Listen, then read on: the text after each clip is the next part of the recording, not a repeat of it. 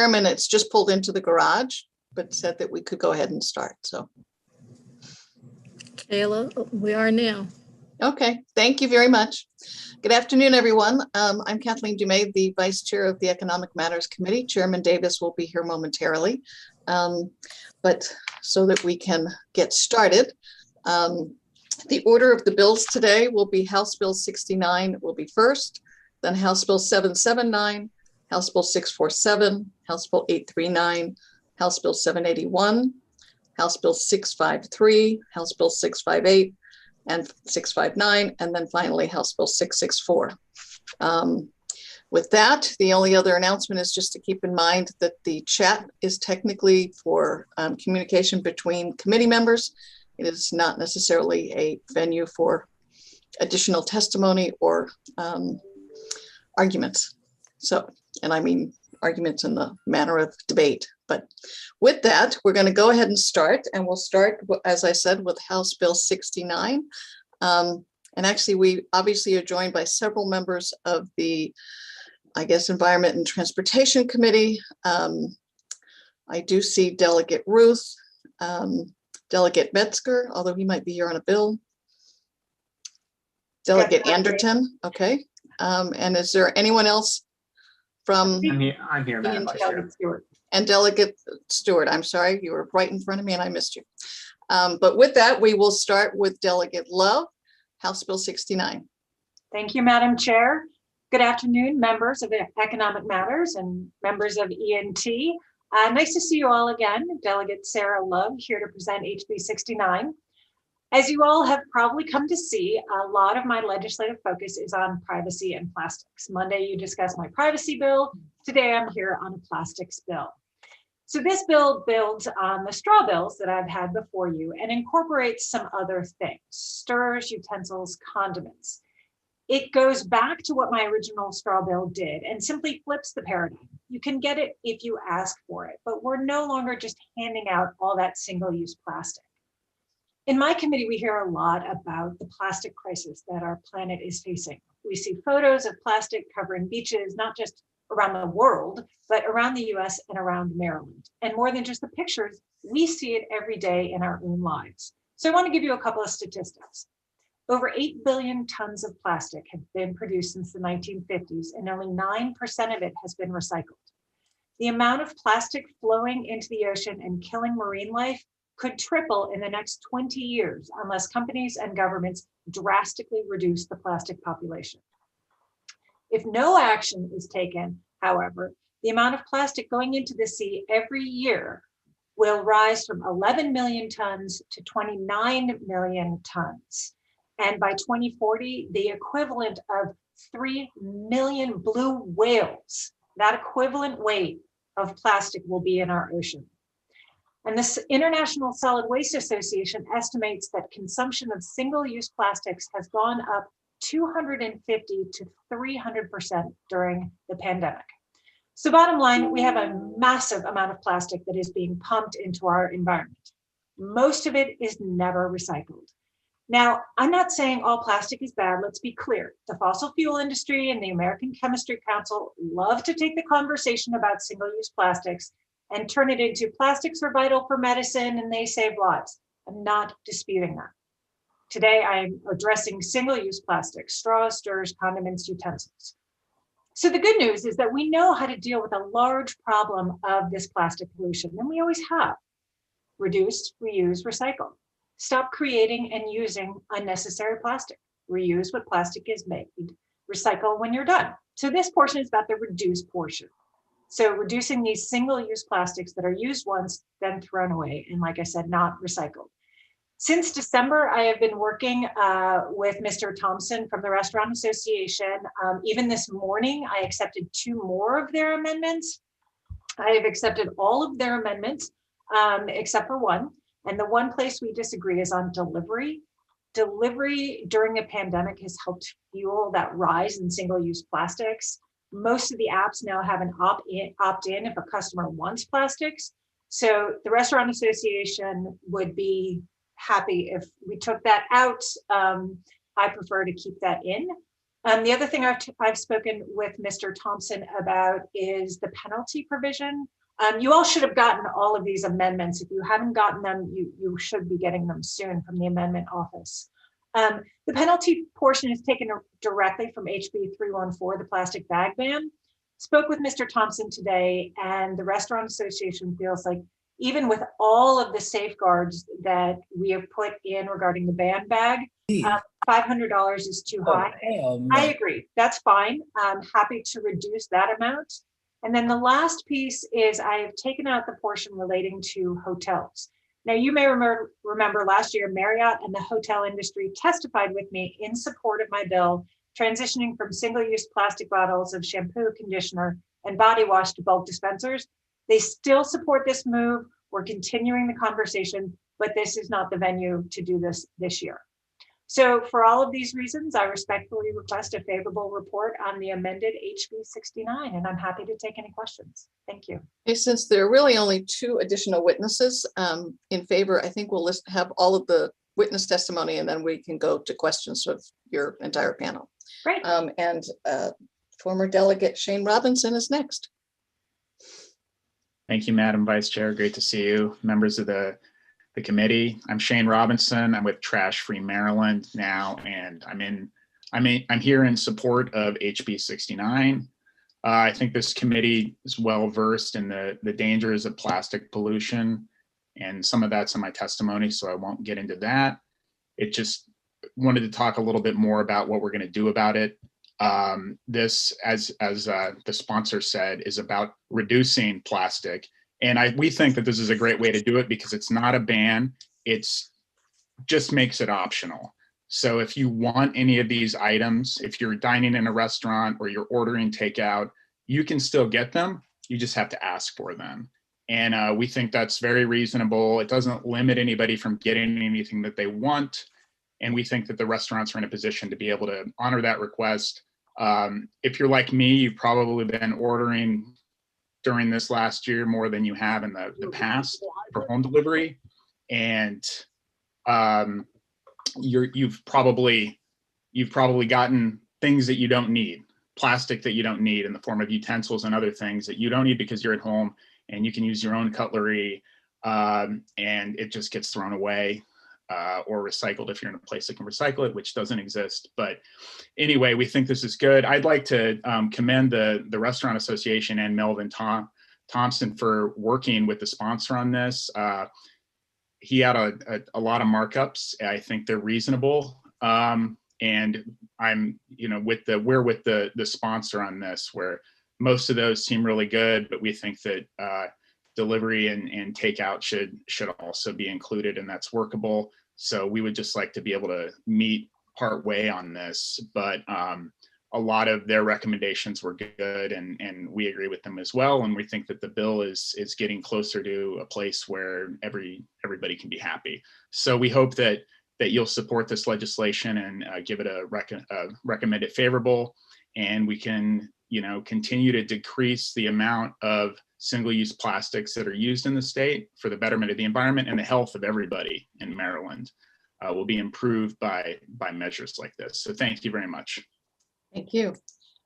Miss Amy Moran, or Marin, I'm sorry if I mispronounced. Yes, Marin, no problem. Thank you. Good afternoon, members of the committee. I'm Amy Marin, and I'm testifying on behalf of the more than 75,000 members and supporters of the Maryland Sierra Club in support of HB 69. This bill is about reducing waste, plain and simple.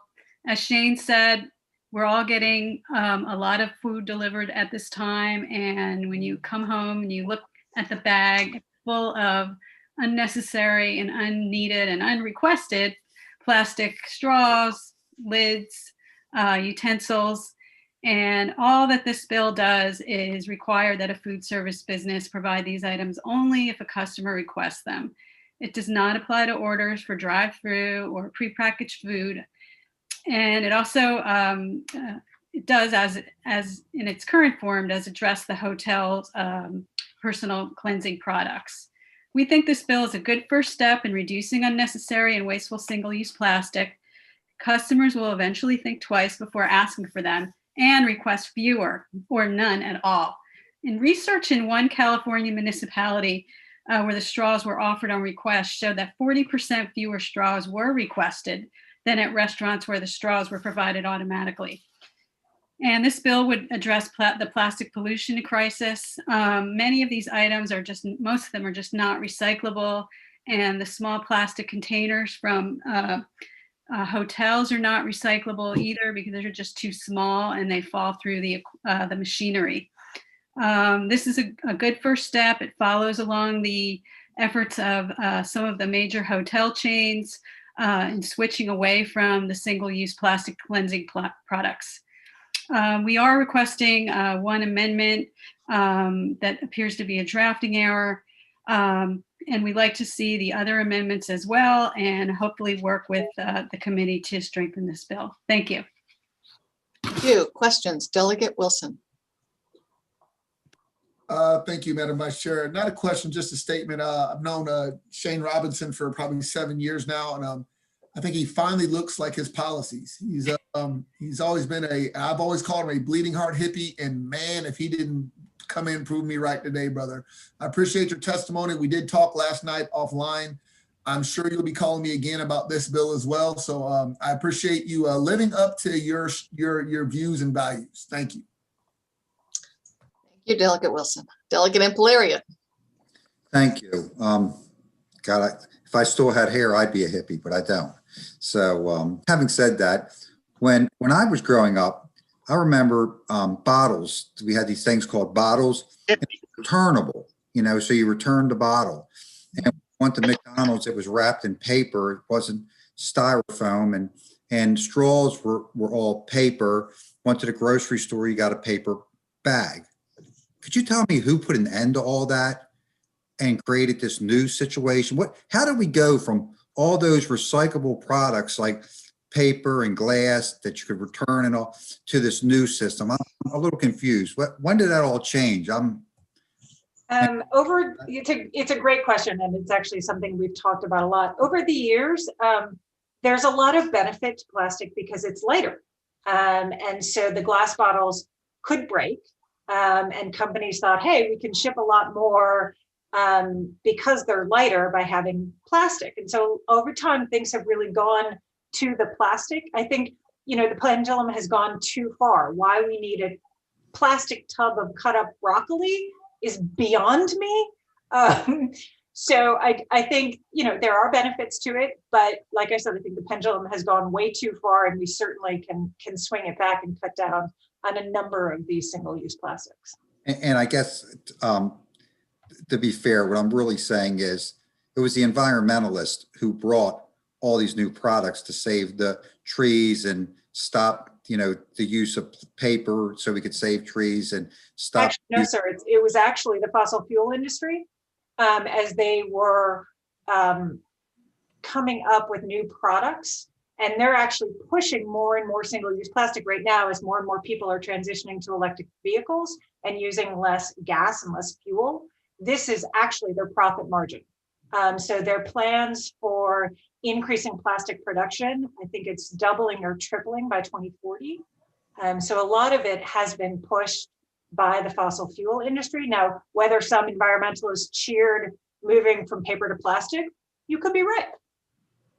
Yeah, so it's nice to know that sometimes we have to go back in the direction that we started from. Sometimes we've walked too far and get down that road and say, no, it's time to turn around and go back. Because to be honest with you, I'm sick and tired of seeing the stuff wash up on my shoreline.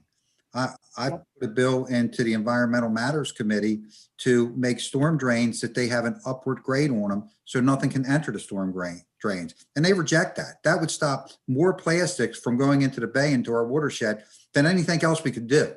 And a lot. Other than stop making the plastics. What's that? Other than stop using the But it plastic. would stop everything. It would stop all the debris from going in that are over a certain size. So yeah, it's important to save the bay. But at the same time, I just wondered, do we keep taking advice from the same people who took us away from a lot of the paper products that we used to use and now say we have to go back to those? And that's all. It's more of a statement than a question, but thank you. Right, thank you. Delegate Jackson. Yes, my question is, and I guess for the delegate, do you think it would be more of an inconvenience to businesses to have to record by request what condiments or eating utensils by request? Do you mean for the carryout? Yeah, like for the carryout. Yeah. No, because a lot of times they're doing that already with the apps. You have the opt-in. You can say, I want all the plastic stuff. When you call, they'll say to you, and actually that's one of the amendments I accepted, is that they can, the restaurant can say, do you want, straws, stirs, condiments, utensils? Mhm. And it's just part of it. So no, I don't think it would be an inconvenience for them. I mean, I would just say, I guess it would have to be a change of mindset if this bill passes, because expectation, if I order French fries, that they put some ketchup packets in there and a fork and some napkins, but you're saying that I would have to ask for those things now with this bill? They could offer, or you could ask, Right. or both. Thank you. Delegate Pippy. Thank you, Madam Chair. Delegate Love, how are you? Just kind of piggybacking on Delegate Jackson's line of questioning. So as I understand it, if a employee at one of these establishments were to on their own put, let's say, a ketchup packet in a bag without being asked, is that when the violations would kick in towards that establishment? So I'm really glad you brought that up, because that's something that I've been talking to Melvin Thompson a lot about. So we don't want to slam a restaurant with a penalty for that. And so there's a lot of layers, just like we put in with the styrofoam ban and with the plastic bag ban, that there's a warning first. And they're given 3 months to cure that warning. So to say to your employees, hey, this is the law, we don't do this anymore. And then after that, if they don't cure, if it still happens, then the penalty can be imposed. The penalty can also be waived, and you can only get the penalty once in a 7-day period. So under no circumstances are we saying if an employee puts a ketchup packet in a bag when no one's requested it, then they're going to get a penalty.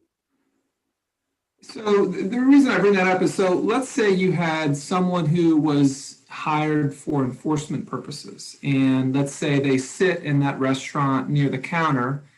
You have a high schooler working the cashiers, and that person, 2 customers in a row, puts in a ketchup packet. I mean, that's like a first and second violation. I think you're understanding that there could be some issues there for the business. I mean, a restaurant may see 500 people a day. Is it violation per day, per customer? I mean, you could rack up some problems pretty quickly. Right. So that's why in the bill it said a penalty may not be imposed unless they're first issued a warning. So, hey, by the way, your employee is, putting all this plastic out there and they're not supposed to. And then they don't correct the violation within 3 months. So the restaurant isn't training its employees properly, like they be training their employees on food safety and other issues. And then after that, if they're still doing it improperly, then there actually is a problem and there should be a penalty. But even after that, a penalty may not be imposed more than once within a 7-day period. So somebody putting a ketchup packet in here and a ketchup packet in there is not 2 violations. They can only get 1 per 7-day period. And they can request waivers and I'm quoting the language that we all passed under the bag bill and the styrofoam ban, if the enforcing entity determines that achieving compliance would cause the food service business an undue hardship. So there are a lot of levels there, so that we're not catching, the high school kid. We're looking at the restaurant, like, are you training your employees to follow the law? If someone makes a mistake, they make a mistake, and that's understood. That will not be caught under this. Okay, I mean, and the last thing, that was just a quick comment. We got probably a long hearing today. I just, like at our house, we recycle. My wife has bags that we reuse. I mean, if there's an opportunity to get the paper straws that kind of break down, we get those. I mean, so we always take the opportunity to do what's more environmentally friendly at least in our household. But we're not told to do that. We don't have to do that. We want to do that. And I'm just wondering, is there a way to kind of maybe flip this where we're incentivizing businesses to do it as opposed to, putting these restrictions and potential big penalties on them. But anyways, thank you for answering the questions. Okay, Delegate Jackson, did you have a follow-up? Yes. I just wanted to know how would this actually be enforced? Because you actually have to be on both sides of the transaction to know if someone asks for the utensils or condiments, or if it was offered. So how would this bill even be enforced to make sure it's being followed? That's a great question. Someone would have to report the restaurant. The customer? Probably, because I don't know who else would be getting that, or. So would it be their, so I guess we have wiretap laws, so would it be their word against the restaurant's word? Because they can't record the conversation. Mhm. How would that? I would imagine that the enforcing entity would reach out and just say to the restaurant, hey, we've received a complaint. Make sure your employees aren't doing this. I mean, nobody has the time or the inclination to penalize restaurants for putting a straw in a bag. I mean, the department doesn't have that. Any local government doesn't have that. The attorney general doesn't have that. They don't have that capacity nor interest. So I think what practically we would see is if there are a number of complaints about a restaurant, they're going to issue a warning. And then, hopefully the restaurant is going to say to its employees, hey, remember that this is the law. This is what we've got to do. End of story. Okay, thank you. Sure. I'm going to go to Delegate Ruth and then Delegate Howard.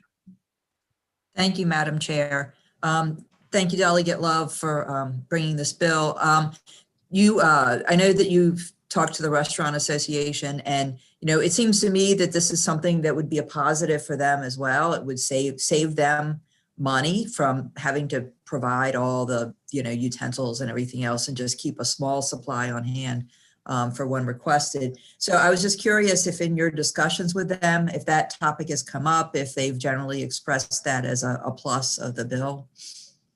Yes, they have. That's something that we've talked about, and they recognize that it could result in some cost savings for them.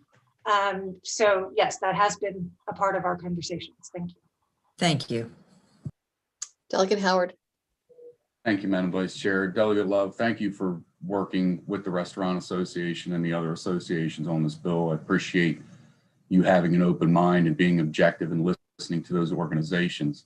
So my question is really, why wouldn't we put the onus as far as penalty on the employee who violates the law and not the business?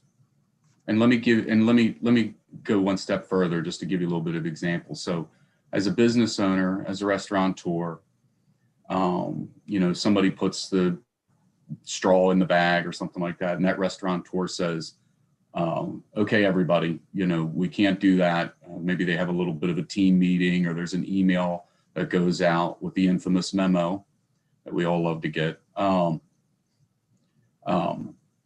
it says, okay, everybody, just to be aware that state laws have changed, and these things need to be requested.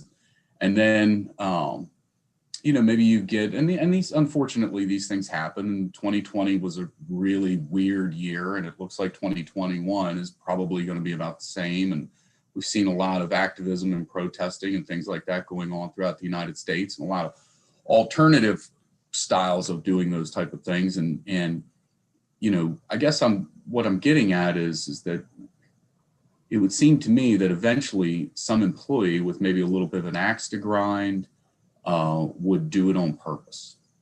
And I think that's the rarest of occasions, but I see it.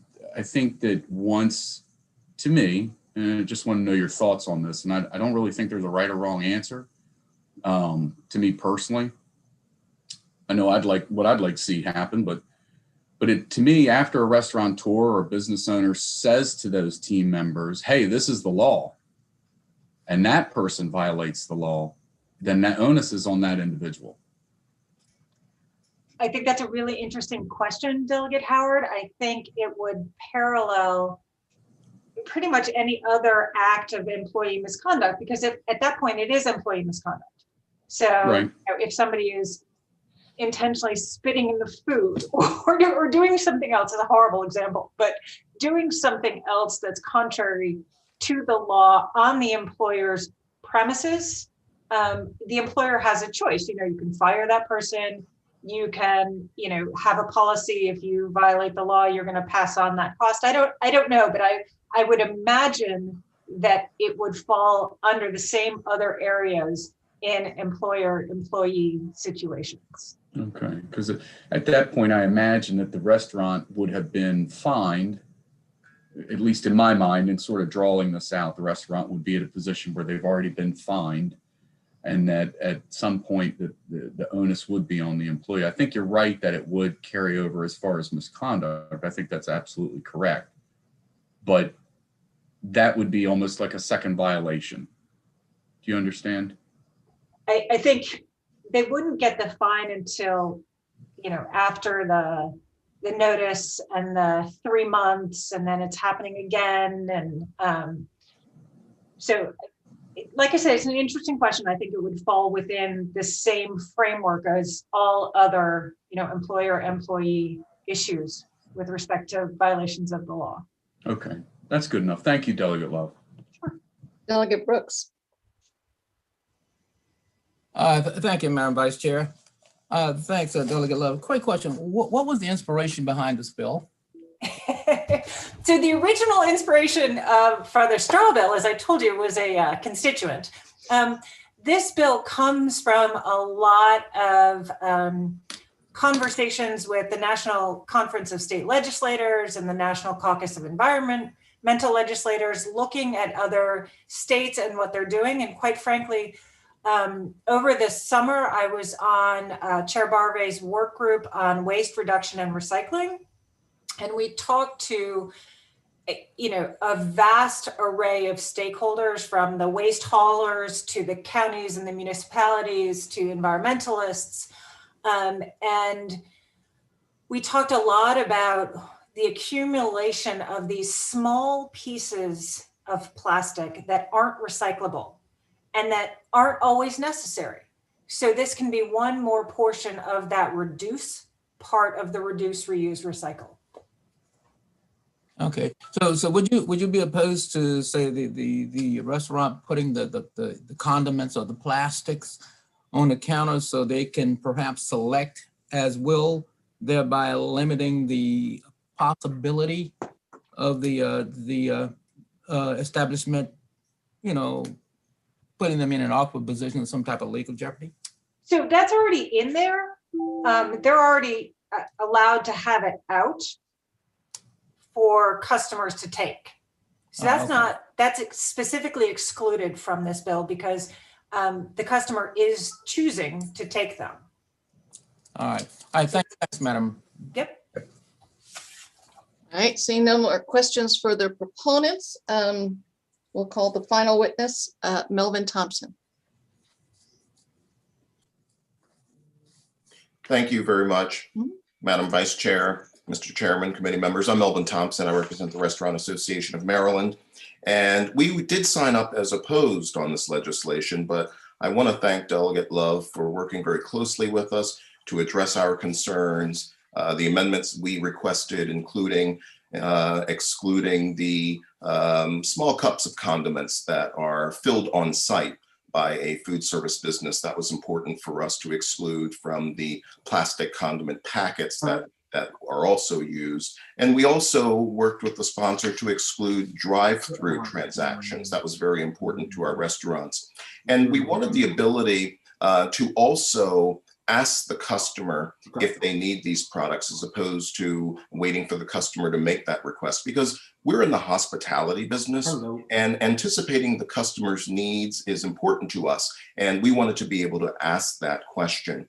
And then we also removed lids from the list of products because lids are really necessary for safety and also for sanitation reasons. And we also appreciate the willingness of the sponsor to reduce the penalty. That's very important to us as well. And so with the committee's adoption of these amendments, we would have no position on this legislation. And we certainly do thank Delegate Love for working very closely with us on this issue. Thank you very much. Thank you, Mr. Thompson. Any questions for Mr. Thompson? Okay, seeing none, that concludes the testimony on House Bill 69, and I see the chairman is here, and so if he would like to take over. Thank you, everyone. Thank you. Thank you, everyone. Can we go to House Bill 779 with Delegate Metzger if he's with us? Yes. Good. Yes, Thank you, sir. Welcome. I am here. Good afternoon, ladies and gentlemen. House Bill 779, corporations and associations filing fees. Mr. Chairman and Madam Vice Chair and distinguished members, and I stretched out on some of these distinguished members of economic because I know some of you. For the record, I am Delegate Rick Metzger from Legislative District 6 of Baltimore County, Eastern Baltimore County, where we have 3,100 acres of great economic development in our area. The purpose of this bill is to reduce the certain filing fees that's paid by the corporations and other business entities to the state of Maryland and assessments, taxation, generally relating to the business entity filing fees. In summary, this bill reduces the fees outlined in the bill for certain corporations and associations from 300 to 100 for corporations and entities with a sunset clause in about 3 years. This, as you know, during this pandemic will relieve financial burden and encourage, and this is where I stress, corporations to stay here in Maryland and continue to contribute to our state and local economics. Ladies and gentlemen, I respectfully request a favorable report on House Bill 779. I thank you for your time and your consideration. And I do think that the Department of Cessation and Taxation has sent a letter of support. So I appreciate the opportunity. Any questions for our colleague, Delegate Metzger? Congratulations, Delegate Metzger. I believe that was the only oral witness for House Bill 779. So we'll declare that hearing is being held unless I missed something. I see a few puzzles. I actually think that Mr. Hicks and Mr. or Corbett Webb are here to testify orally, unless they changed. But Oh, I'm sorry. Maybe I misread it. I thought they were written. Yeah, we're actually here to testify in the next two bills. Okay. This one and the next bill? Yes, Mr. Chairman. Please get started. Well, this is Delegate Wilson's bill. Hold on. We haven't gotten to that one yet. Okay. 779. I apologize for jumping in then. Are you all going to testify on 779? Our written testimony is what we've submitted on that. Okay. All right, then. We are in support of it. Got it. Then let's go to Delegate Wilson for 647, and then you guys will follow him.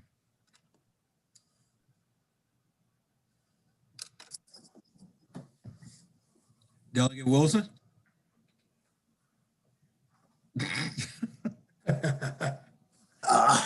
Sorry, Mr. Chair. I took a bite at the worst possible moment. Colleagues, here to represent House Bill 647. Basically, this bill is removing the $100 fee that this state charges to close a business. As y'all know, in a lot of cases, in most cases, people close businesses because they are not making money. And the pandemic really showed that. So the problem we have here is, and I know we saw a fiscal note of $800,000 plus, But I believe there will be substantial savings by SDAT and local jurisdictions, because what happens is they close the business or they just stop, and then they become delinquent.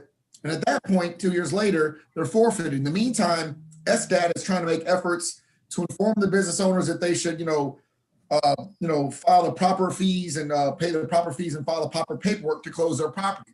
So what ends up happening is they hire third-party individuals to go try to collect this money to inform these individuals that they're basically, because they're closing, they need to pay to close. And we just end up spending more money. And I know SDAT's here to testify, but I'm letting you guys know that we're going to save money in the long run by not charging this fee. And I know that we're very focused on our income this year as a state, but I don't believe that individuals whose businesses have failed, especially due to this COVID outbreak, should be forced to pay an extra $100. It really is adding salt to the wound. And trying to collect is like trying to squeeze blood out of a turnip. So at the end of the day, we spend a lot of time, money, and effort to collect money that is just not going to be there. Now, granted, if you're an attorney in the collections, you might not like this bill because, again, you're going to get paid. But for everyone else, including the state itself, this bill will solve a large problem and in the end save us money. I would ask for your support on House Bill 647. Any questions for Delegate Wilson? Delegate, do you know if there's a fiscal note on? Well, I'm sure there is, but do you know what the number is? It's not that big, Mr. Chair. It's only $879,000.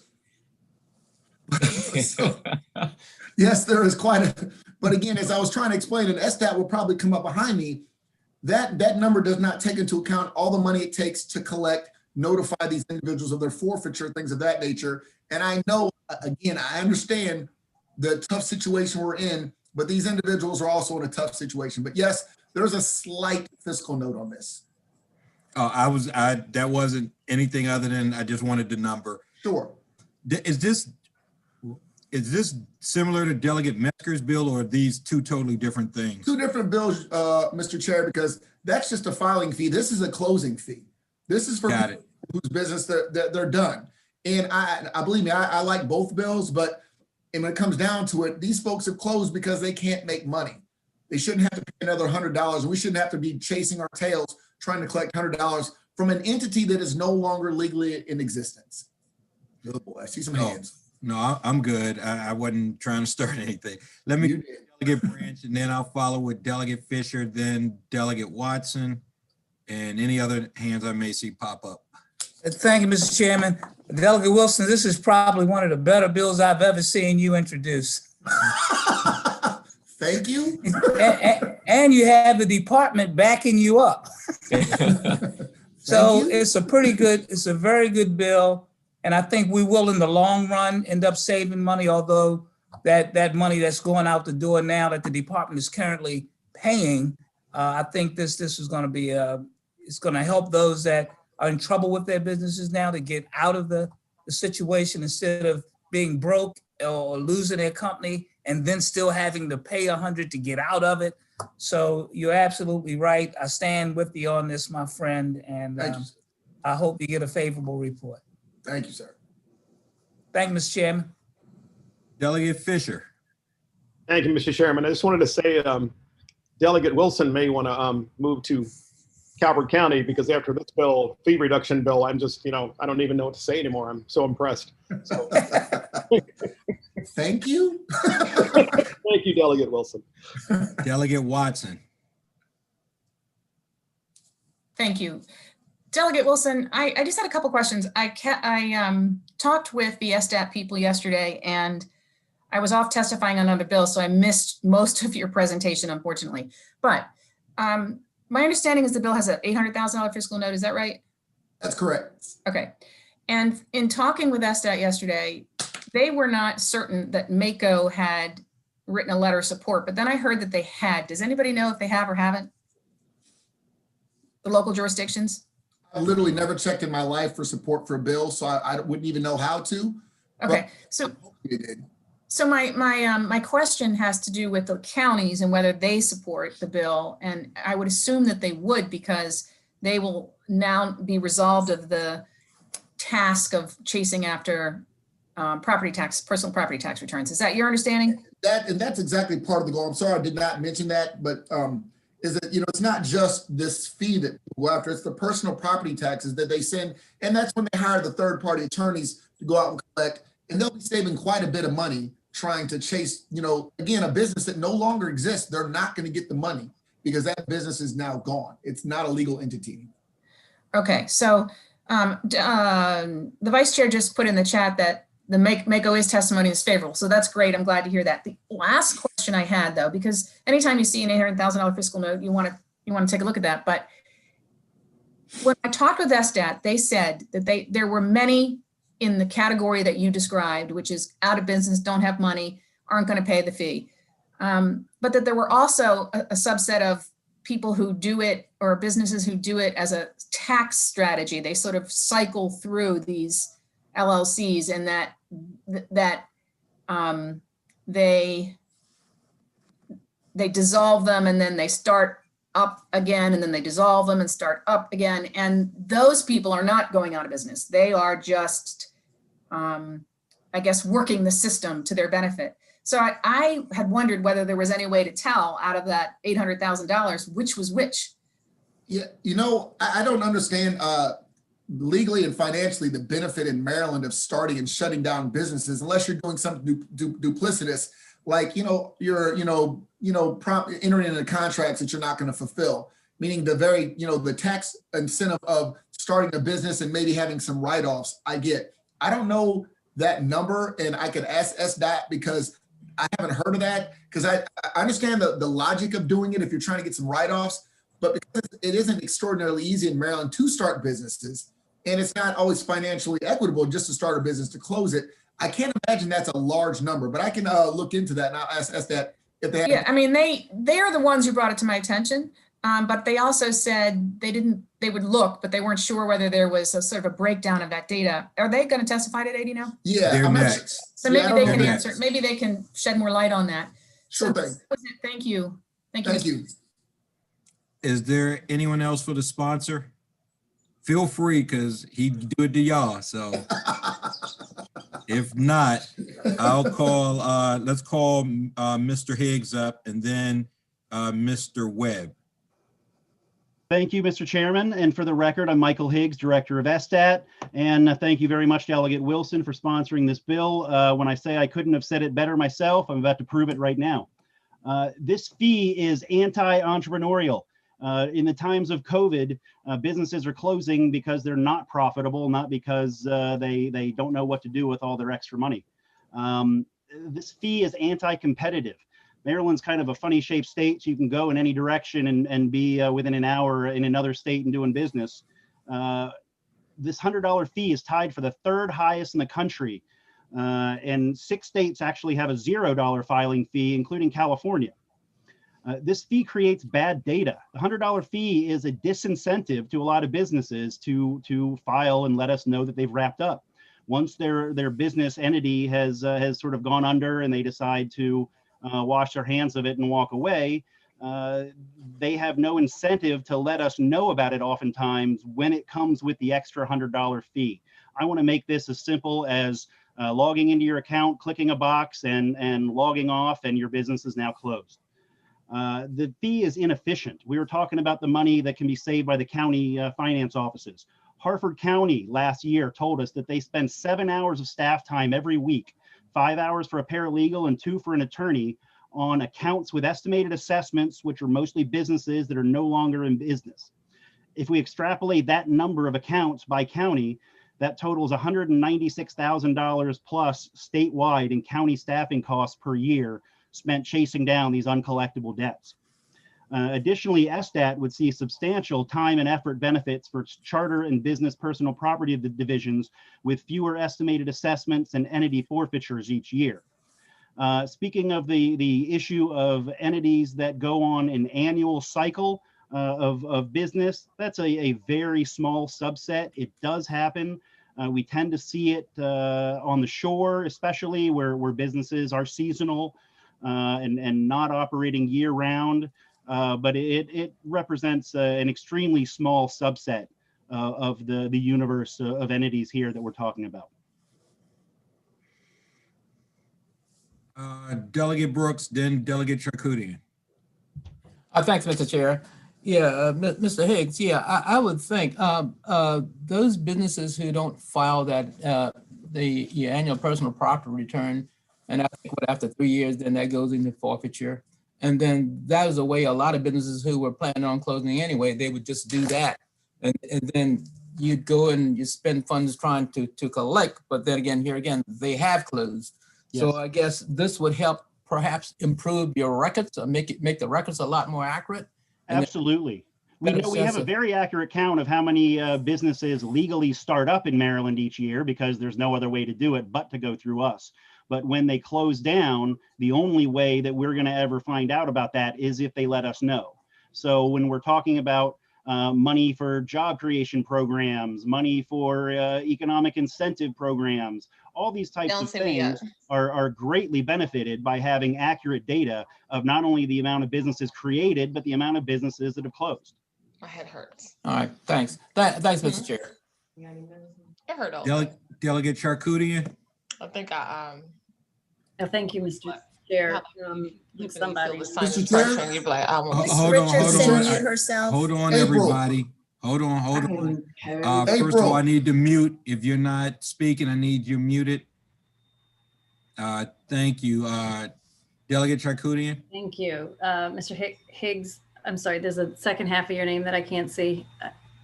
Higgs. Oh, that's it. Okay, it got cut off there.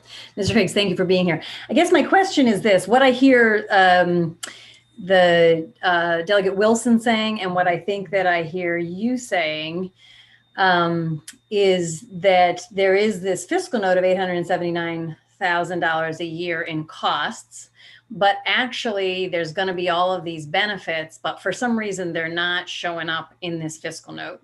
And what you're saying intuitively makes sense to me, but I guess since it's such an unusual treat for us to have somebody from an administrative agency here in front of us, this is a great time for me to ask you this question, which is, I often say about my bills, the agency put the costs on there, but they aren't putting the potential financial benefits on there, not just benefits like, pollution health benefits, but actually financial benefits to the state. So I wonder if, since you're making that case to us, you're telling us we should pass this bill and we should trust that there's savings that aren't actually showing up in this fiscal note. Maybe you could tell us a little bit about that process that you go through when you're providing fiscal note information, and why it is that sometimes, like when you show up, we should take your word and that there's going to be these benefits, but we can't on other bills have a way to evaluate that. And I'm not trying to be smart about that. I'm like, it's a genuine question. I think it's a real problem in the way that we do fiscal notes. It's a problem in the way that agencies provide information to DLS. And then it does make it difficult for us. Like right now, there's pieces of this bill that are attractive to me, but I do have this worry about the fiscal note. And so I'm wondering if you would comment on that issue, because it's specific to this question about should we move this bill, but it's much broader than that also. Well, I appreciate the question, and I'm happy to provide my perspective on that process and tell you, and I think I have a pretty good answer why it is that we present costs so often, but not benefits in these fiscal notes. Providing the cost of a bill is usually pretty easy, coming up with with a calculator, and people with a high school understanding of math can figure out how much something is going to cost. But to come up with the non-dollar cost figures and what the economic value of benefits are, intangible benefits, time, effort, energy benefits. You need some economists on staff typically, and an agency like ours, frankly, doesn't have anyone with an economics background other than what we put towards our assessment side of the house on the property side. So with bills coming in fast and furious during session, we do our best to make sure that we don't miss anything on the costs. And when it comes to the benefits, we can describe them to the best of our abilities, but it's certainly difficult to quantify them, and much more difficult than it is to come up with the costs. On this one, I didn't put the costs that I was actually able to come up with and extrapolate, because those are costs that are going to be realized largely by the county governments. So this is something where the state is collecting money on the fees that we're getting, but we're giving bad data to the counties, and the counties are spinning their wheels trying to collect uncollectible debt. So they're the ones that are going to save the lion's share of the money off of the fiscal note in this one. Okay, except that it says that the fiscal note actually says, so that conceivably makes sense to me, except the fiscal note says none. None for what? Local effect. I haven't seen the fiscal note myself, so. Yeah, it says local effect is none.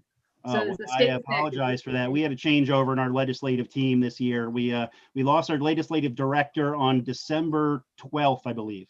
Okay, yeah, and I'm not trying to make you responsible for every one of the governor's agencies, but it is a real problem that, the agencies don't generally show up. Thanks for being here. It's on a bill that you like, but so when you don't show up for the most part, and then all we ever see is costs, it makes it very difficult for us to really make that assessment of like how much is there a actual direct financial benefit potentially, but that we just can't wrap our heads around because the agencies are not transparent in engaging with us around these bills, except I understand that the governor will probably show up for anything that cuts a fee. So I mean, I understand why you selected to be here on this one. And I don't oppose the bill. It's a real problem in assessing costs and benefits. So thank you. Thanks for your answers. Thank you, Mr. Chair. Delia Watson. Yes, thank you, Mr. Chair.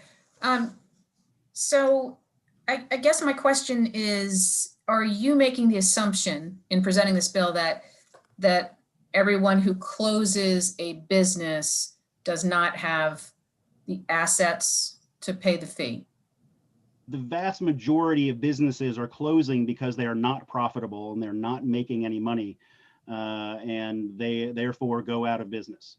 So there are going to be other reasons at the margins for tax benefits, for other purposes, but by and large, what we're talking about here are LLCs, which are the vast majority of the business enterprises that we're dealing with, and most of those are small businesses. Those are your family-run businesses. Those are your individual home-based businesses that are included in this category. It is a wide net, so you're going to have more people caught up in that, and certainly some that are not paupers, but I think the vast majority of these, the money that the state is taking in is from individuals, families, and small businesses.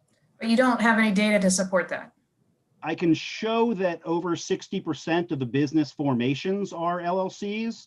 And you would extrapolate that that would be the percentage closing, but I don't have the data. So in my, let me ask you if this would apply, if this type of business would apply. In my line of work, I represent clients who purchase investment properties, and for every building or lot that they pick up, they start a new LLC. And so at any one time, they might have 50 LLCs that are active. And as they sell them, they close the LLC and they have plenty of funding. This is how they operate. And so would your $0 fee for closing that LLC apply in a situation where it's a real estate investment firm? Yes, it would. But I also caution that not everyone out there that has the $100 laying around to pay the fee does. They understand that there really is no penalty for them. If they're never going to do any more business with that LLC, then they don't have to pay that fee. They're going to sit on their $100, even if they have a million in the bank. They're going to sit on their 100 because that's how they got that million in the first place. And they're not going to send it to the state because there's no incentive for them to send it in. And what's the incentive for them to close it without the fee? The fact that it then becomes really easy and that there will be no hassle later on of counties sending them bills or the state sending them estimated tax bills or anything of the sort later on. So we're asking them to participate in a very minor inconvenience to save a relatively minor inconvenience in the future. I think that's a kind of a balanced incentive there versus pay me $100 Or if you don't pay the $100, the worst that's going to happen is you just need to ignore some mail that comes in over the next few years. Okay, but in your testimony, you did say, I think, that only 6 states charge nothing. Is that true? 6 states have a $0 filing fee, and all but, and like I said, we're tied for the 3rd highest in the country. So the vast majority of them have a very small fee. So why not reduce the fee rather than wipe it out? Because I think that there shouldn't be a penalty for your business failing. I think that we should be incentivizing entrepreneurial activity by doing everything we can to get an entrepreneur who tried and didn't succeed once to give it another shot. I would agree with you if, in fact, we had the data that showed that was the bulk of this 800,000. There is such a thing as cost of doing business too. And I'm just concerned about a fairly significant fiscal note on this and not really having, it's either all or nothing. No solutions being presented that might be a middle ground, taking a fee from 100 down to 0, not knowing who's affected, other than there are some businesses who fail, but whether they have money or not is not something you and I know. So we know they're closing their business. So I think we ought to have more justification for doing this than we've been presented right now. So that's all. Thank you, Mr. Chair. Delegate Wilson. Yes, Mr. Chair, if I just may, because I think that Delegate Watson is missing the huge elephant in the room. Business that had money doesn't exist anymore. So when you try to go after a business for $100 or $10, you're going to spend a lot of money for something that's no longer an LLC. So when you do that, good luck. The reason they form LLCs is for just this reason. The reason your clients do just what they do is so when they're done, they can close that LLC and be done. The LLC no longer exists. You can sue them. By the time you actually get to sue, there's nothing there to sue because that entity no longer legally exists. So if we lower this to $30, we might as well raise it to $200 because what we're doing by lowering it to $30 is we're chasing money again. We're sending out notices again. We're still going after property taxes again. We still no longer have the ability to find out just how many businesses have closed in Maryland again because there is this fee. Again, the reason my clients and the reason as a lawyer I did it was at any point in time, I'm like, you know what? CT Wilson Law Firm no longer exists. I'm now Big Papa Smurf. And guess what? If you come after CT Wilson, you get nothing.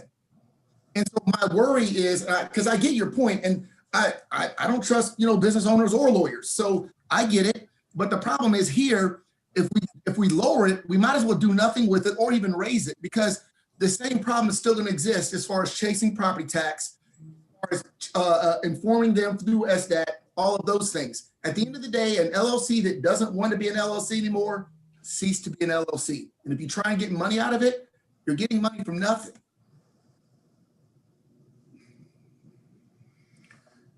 All right. Let me go to Mr. Corbett Webb. Actually, Corbett is going to testify on the next bill for us. I'm going to turn the microphone over to him after the sponsor introduces the next bill. All right. Mr. Webb would have been the final witness on House Bill 647. So we will declare that hearing is being held. Now let's go to House Bill 839 and Delegate Chi. Thank you, Mr. Chair. Good afternoon, my distinguished ECM colleagues.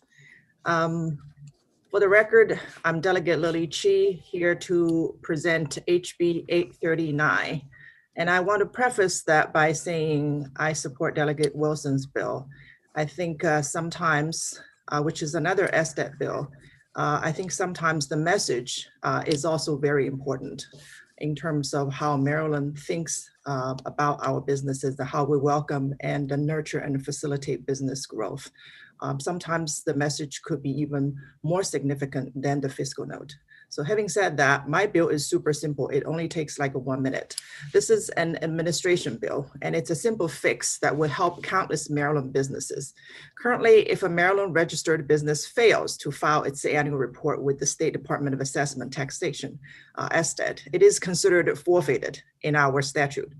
Even though ESTA's current practice is to give 1 year grace period before forfeiting any business, such practice is not reflected in our law. So this bill simply seeks to codify that practice so our Maryland businesses can continue to operate in good standing, which is especially important these days when many are seeking loans and grants or contracting opportunities with the state or other levels of government. It's just a good practice that needs to be codified. So thank you. Any questions for Delegate Chi? If not, Corbett Webb. Good afternoon, Chairman, members of the committee. Thank you, Delegate Chi, for introducing this bill. As she said, it's very simple, so I'm not going to go on too long, but we constantly are doing statutory and regulatory review, and we came across this in December, which is when we reached out to the delegate. And Maryland's business community, tax professionals, legal community, they've come to rely on this 18-month time frame. So we just want to codify it in statute. Otherwise, our policy next year will have to conform to statute, which will be a disservice to Maryland's business community. So I'm happy to take any questions the committee might have. Any questions? If not, thank you very much. Will Mr. Higgs be testifying, or did you give the testimony for the department? I gave the testimony for the department. Okay, then that'll conclude our hearing for House Bill 839. Madam Vice Chair, if you are ready with House Bill 781. I am. Thank you, Mr. Chair, and good afternoon again, committee members. It is my honor to again be working with the Maryland State Bar Association. Actually, I guess it's the business law section and specifically the Committee on Corporation Law of Maryland. And this bill, I've got an excellent witness with us who serves on that committee and was assisting in the drafting. So rather than me go through the bill and list everything and then have Mr. Carlson do the same, I think what I will do is just turn the testimony over to Mr. William Carlson, who I know is in the Zoom room. But this also has to do with real estate investment trust. It's pretty much a clarifying bill, but it does sort of update our statute, business law statute. And I think it's on corporations and real estate investment trusts.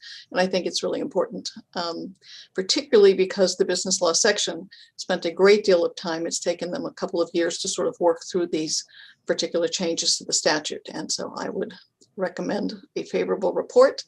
And then Mr. Carlson, I don't see you, but I know I let you in, so somewhere you're on Zoom. So if you can unmute yourself and. Yes, hi. Thank you, Delegate DeMay. Sure. Chair Davis, Vice Chair DeMay, members of the Economic Matters Committee, good afternoon. As Delegate DeMay said, I'm Bill Carlson, Chair of the Maryland State Bar Association Committee on Corporation Law, and I'm pleased to testify in support of House Bill 781.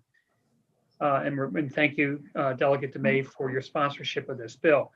Most of the changes to the Maryland General Corporation Law and the Maryland REIT Act are technical in nature, but I want to highlight one in particular, which I think is important in these times. The Maryland General Corporation Law has permitted stockholder meetings to be held by remote communication. Fancy old name that's been around for a while, but that means this Zoom meeting, it means conference calls, Microsoft Teams, etc. As things have evolved, some of our rules are a bit clunky as we now implement them. I want to clarify that to make it easier for stockholder meetings to be held virtually. And I should also note that stockholder meeting participation has substantially increased in the past year because people can do this from home rather than driving across the state and sitting in some dusty, claustrophobic hotel room. So now we can all do this by Zoom. There's one requirement, there are several requirements for clarifying. One is that everybody has to hear everybody else at the same time. As Delegate DeMay said, I had to turn off my mute button. It's probably not advantageous for everybody to be talking at the same time. There's a protocol in some of these things, so we want to get rid of that requirement. Another requirement is the law, if you strictly read it, implies you either have to have the meeting in person or by remote communication. We like to provide corporations the option to do both. You could have a meeting in a place and invite others to participate by Zoom. So I'm happy to answer any questions, and I've submitted written testimony, and I request a favorable report. Thank you. Thank you. Delegate. Yeah, Mr. Carlson, just a very short question. The virtual meetings within your stockholders, was that voted on by the stockholders, or is that something we legislated you to allow? It's been legislatively permitted for decades, and it's kind of slowly evolved over time, first by conference call and then by remote communication as people started doing things more and more by email, and it's evolved, and we're trying to clarify it to be the practice today. But it's a legislative authorization that's been around for a long time in 502 and 2503. The reason I ask this is we have a similar bill for something else in here that I'm kind of confused on. I've noticed how difficult it is to function in these types of hearings virtually, right, that we're doing today and as the General Assembly. And I don't want to see something come back if we're actually enabling this, that it's the General Assembly's allowing this and not the stockholders. But I just was curious whether the stockholders were all on board with this, or are they just assuming that if it goes wrong and something doesn't happen, where do we go from there? That's kind of where I was coming from with it. Well, when someone buys stock in a corporation, you would look at your corporation and your bylaws, and I'd say the vast majority of them permit remote communication. We just want to apply the rules so there's not these questions that arise. But I think it's permitted by the legislature, and it's permitted by the vast majority. I mean, sometimes you'll find some bylaws from maybe the 50s or something that's never been updated that don't permit it. But and in that case, the board of directors or the stockholders would then amend the bylaws to make that a change. But usually it's permitted both legislatively and by contract with the stockholders. Okay, thank you. I appreciate the answer. Thank you. Anyone else? Seeing none, thank you very much. Mr. Chair. Who? Delegate Wilson. Delegate Wilson. Thank you, Mr. Chair. Just briefly, I'm going to come from a different direction than my much aged colleague, Delegate Arntz. I think that this is a very important measure that we do. We need to take something positive from this pandemic. I agree that not only having the virtual hearings available, but having the mix allow more participation. And I hope that that's one of the things I'm big in support of this, and many bills like this that kind of move and take something out of this negative and make it a positive. So I agree with your view on this, and the way we're going to make it simplify it for people to attend and participate. So I do commend you and good delegate, my vice chair on this bill. Thank you. Thank you. Here we go. Delegate. No, I would agree with my worthy young colleague. My only point would be is that I just want everybody to be in agreement, because when something goes wrong, I think there's blame to be assigned, and I would rather keep the legislature out of it. Thank you. I'm all done. All righty. If there are no further questions, that will conclude our hearing for House Bill 781. And now I would like to return. Thank you, Mr. Carlson. Thank you. I'd like to return to Delegate Chief for House Bill 653.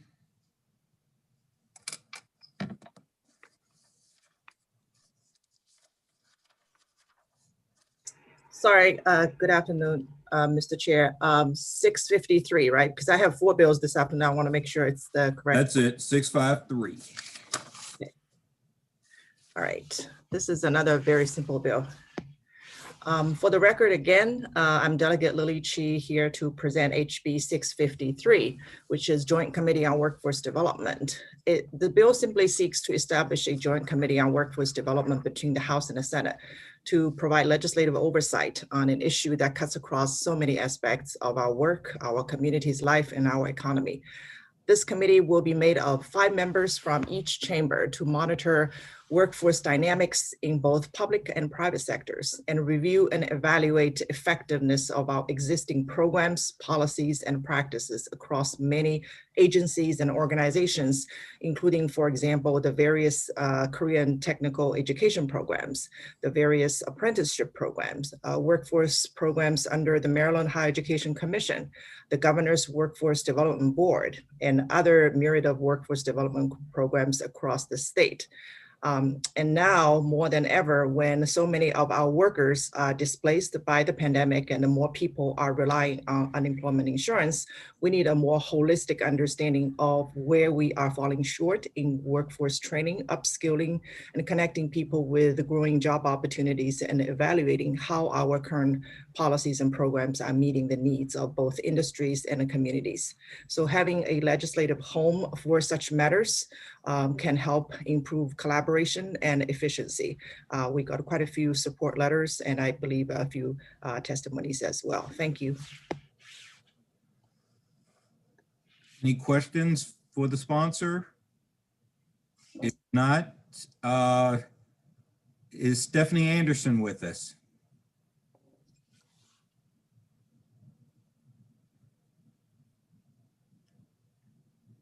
If you're there, Stephanie, we need you to unmute. There we go. Let's try that again. There you go. How are you, Stephanie? I'm doing well.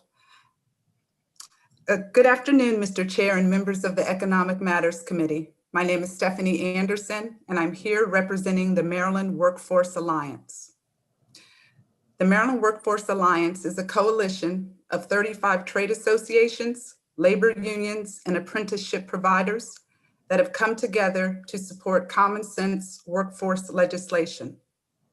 The Maryland Workforce Alliance unites trade associations, unions, and nonprofits to promote a world-class workforce in Maryland. They achieve this goal by helping to bridge the skills gap and address critical employment shortages in key fields. The Maryland Workforce Alliance works to forge pathways and connect employers, apprenticeship sponsors, and job seekers. The Alliance works for the creation of jobs in markets that are experiencing labor shortages through career and technical education in public schools, certificate programs in community colleges, youth apprenticeship programs, and registered apprenticeship programs.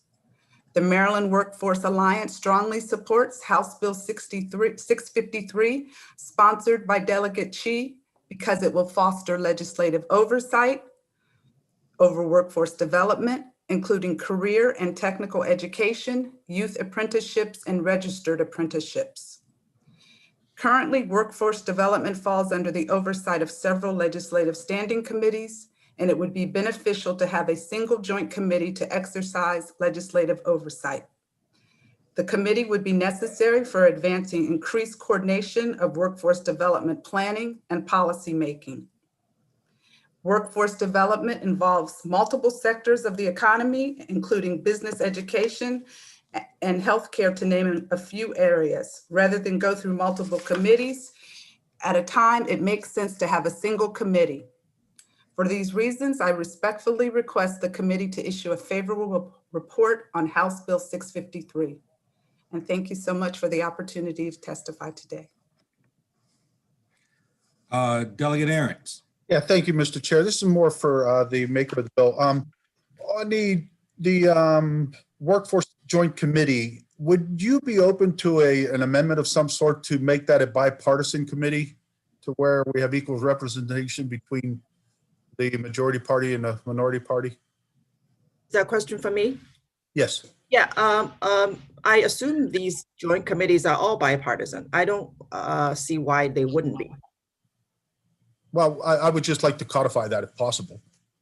It just states that the committee consists of 10 members, 5 from the Senate and 5 from the, appointed by the Senate President and appointed by the Speaker. I don't mind at all. Okay. Thank you, Mr. Chair. Anyone else? If not, thank you very much. Mr. Chair, this is Ellen Corn for the Greater Bethesda Chamber. We did register to testify. I moving down my list of people. Oh, my apologies, sorry. Lori Graff. Good afternoon, Mr. Chair, members of the committee. I'm Lori Graff. I'm CEO of the Maryland Building Industry Association. We represent over 1,200 companies throughout the state of Maryland, dealing primarily with residential construction. Whenever we survey our members, this comes up consistently: workforce development as one of our number one issues, that and housing affordability. This is a huge issue for our industry, and as we all know, COVID has created a lot of issues and a lot of problems, but we also think it has created a lot of opportunities for people to evaluate their career choices and learn about new options and new careers that are going strong. Our industry has remained strong throughout the pandemic, and we believe that there's a lot of opportunity to create new jobs for people that have been suffering through this pandemic. For these reasons, we think it's important to have some kind of joint force, workforce development task force, or however you want to put it, within the legislature to oversee all of these things. We need to move forward on this. We talk about it a lot, but this is an issue we need to move forward. And I believe that this is a step forward in the right direction. So for those reasons, we support this measure. Thank you. Any questions? Thank you very much. Is it pronounced Janan Italiano?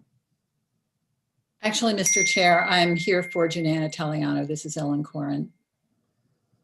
Sure. Okay, thank you. And my apologies for the interruption before. I thought you were moving on to the next bill. No, that's fine. So good afternoon, everyone. Chairman Davis and Madam Vice Chair Dumais and members of the committee. My name is Ellen Corin. I'm speaking as a volunteer Vice President of Economic Development and Government Affairs for the Greater Bethesda Chamber of Commerce. On behalf of our more than 500 member businesses and 45,000 employees in Montgomery County, I'm here to testify in strong support of HB 653. This bill is extremely timely, of course, now more than ever. While we're still dealing with the pandemic's impact on our business community and our workers, the formation of this committee is most important. We need to focus on how the fast-changing marketplace requires a comprehensive approach to workforce development that brings all sectors to the table and meet the demands of our industries and our residents. And we need to continue our focus on the industries and careers that make our state successful. Montgomery County and the state of Maryland are primed for the growth of industries such as hospitality, Bethesda being the hospitality headquarters of the nation, cyber, quantum, and healthcare, where Montgomery County is one of the world's preeminent vaccine R&D centers. We have one recommendation for this proposed joint committee. While the bill creates a legislative committee, its work may well fall short without substantial input from the people who live, eat, and breathe workforce development leads. So we strongly recommend that this joint committee work closely with experts from the major growing industries of our state, colleges and universities, and workforce development boards. And we also agree with Ms. Anderson's emphasis on having one body overseeing workforce development. We thank Delegate Chief for sponsoring this legislation, and we urge the Economic Matters Committee to vote favorably on this bill. It has no negative fiscal impact, but will have a huge upside to our economy going forward. Thank you for your consideration of our remarks. Any questions? If not, thank you very much. That concludes our hearing on House Bill 653. I'd now like to stay with Delegate Chief for House Bill 658. All right. 658. All right. Here I am again, Delegate Lily Chi, here to present HB 658, third bill in a row. 658 is about transforming manufacturing in the digital economy work group. We give it a subtitle called Making It in Maryland. HB 658 would simply establish a work group to figure out how best to grow and position Maryland's manufacturing industries to capture the tremendous opportunities of manufacturing in our digital economy. You may recall hearing a similar bill last year, but there are major differences in this year's bill. First of all, it is focused only on manufacturing industries, not the digital economy as a whole. And the second, it will be staffed with existing resources in the Department of Legislative Services, so there is no fiscal note, as you can find. Why is this group needed? For several compelling reasons. One is the world of manufacturing has fundamentally changed because of technological advancement. It is no longer your grandfather's manufacturing, as they say. On the one hand, manufacturing companies, big and small, will have to incorporate technologies into everything they do. Many need help in adapting to this new digital economy and new reality just to be competitive. On the other hand, some communities feel left behind by such technological advancement, and many workers get displaced with increased productivity, which exacerbates inequality, including regional disparities, as we have seen across America. And at the same time, we are leaving tremendous opportunities on the table that we should better leverage and capture. So how do we help our businesses and our people capture those opportunities? What should Maryland manufacturing look like? And what policies and investments would generate short-term and long-term wins for Maryland? These are the questions that this work group should address, and they should come up with the recommendations based on data and industry best practices. This is an exciting time for American manufacturing, which is coming back big time. The maker economy and the culture is catching up and is here to stay. This is one industry sector that can grow all across Maryland, whether it's the Capital Region, Eastern Shore, or Western Maryland. It is one industry sector that holds the greatest promise to fill our missing middle gap, which is the middle wages and middle skilled jobs that pay between roughly $20 to $40 an hour and are family sustaining. And these are the jobs that are most lacking in Maryland, even in Montgomery County, where the highest growing jobs are actually low wage jobs, believe it or not. Manufacturing is a diverse sector made of many industries, from robotics to craft brewery. This work group's job is to figure out the key drivers of our Maryland manufacturing that can leverage the best assets and build on our unique competitive advantage.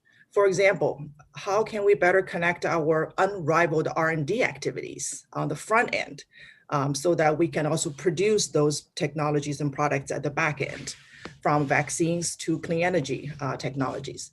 This work group would bring all the right players to the table to figure out a coordinated strategy, including policymakers, academia, industries, and the labor, to look at growth opportunities and impediments, from local zoning laws to workforce readiness, from smart tax policies to regulations.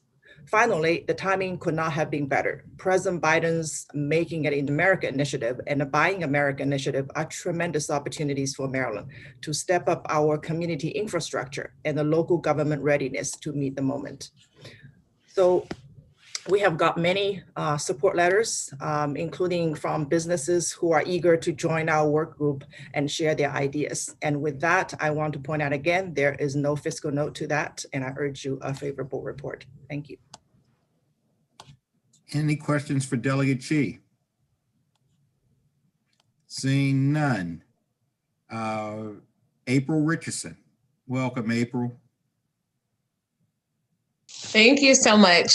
For those of you all who do not know me, my name is April Richardson, and I am an attorney and an entrepreneur, and I support House Bill 658. I own a small manufacturing baked goods company called Food Opportunity. Our brands are DC Sweet Potato Cake and Baked in Baltimore. Our products are in Starbucks, Wegmans, Nordstrom, Safeway, and we've been on QVC selling thousands and thousands of products. Currently, our locations are in Baltimore City and in Prince George's County. What I want the committee to know is that it's rather lonely being one of a few women-owned and even lonelier Black-owned manufacturers in the state of Maryland. For some people, it's a badge of honor to be amongst an elite class of manufacturers, but for me, it's not, because we need more of me's. This bill is important to me because technology in the manufacturing space can be an equalizer to attract, grow, and keep manufacturers of color, as it's no secret that we need every edge to compete. It's also not a secret that smaller companies like my own often lack resources to do a deep dive into emerging areas such as technology, and we rely on local think tanks and work groups to guide us. A work group to study the transformation of manufacturing in Maryland's digital economy adds obvious value to the market. How would a work group of this type hurt our industry? Answer, it cannot. Does it make sense for Maryland to be accountable to its workforce by ensuring that manufacturers know what lies ahead? The answer is absolutely. This bill not only makes sense, but it also makes dollars and cents. And in dollars and cents is a dog whisper to our industry that says a financially healthy company that can compete with technology is a company that will maintain and grow its workforce. And that we owe to the residents in this great state, to be ahead of the game and not be waiting in line while technology is moving the manufacturing space forward. Thank you. Thank you. Any questions for Ms. Richardson? Mr. Chair. Delegate DeMay, Madam Vice Chair. Thank you. I actually just wanted to thank Ms. Richardson for being here and for all of that she's doing in this particular area, particularly as a woman and a Black woman and all of that. It's wonderful to see you. And wanted to let you know that your sweet potato cakes in Starbucks are my absolute favorite. That's amazing. Thank you for that. Sure. So thank you for being here today. Thank you. Good to see you, April. Hey, good to see you as well. I say, you know everybody, April. Well, you know, you guys do some amazing work, so I appreciate it. Thank you. It is good to have you here. Thank you. Anyone else? If not, thank you very much. Michael Galeazzo. How did I get, Michael? You got it right. Thank you very much. Listen, good afternoon, Chairman Davis and Vice Chair Dumais and the committee members. I'm Mike Galeazzo. I'm the president of an organization called the Regional Manufacturing Institute of Maryland. And of course, April is a member of our organization. She is our secret sauce in many ways and has spoken eloquently at many RMI events. So I want to thank her for that. I'm here today, of course, to support this bill. RMI has been a key driver of putting this legislation together. But in particular, I want to thank Delegate Chi and her staff for their time and dedication and service.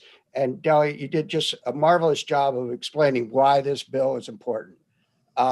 Let me just earlier in the testimony, one of the delegates commended somebody for their values.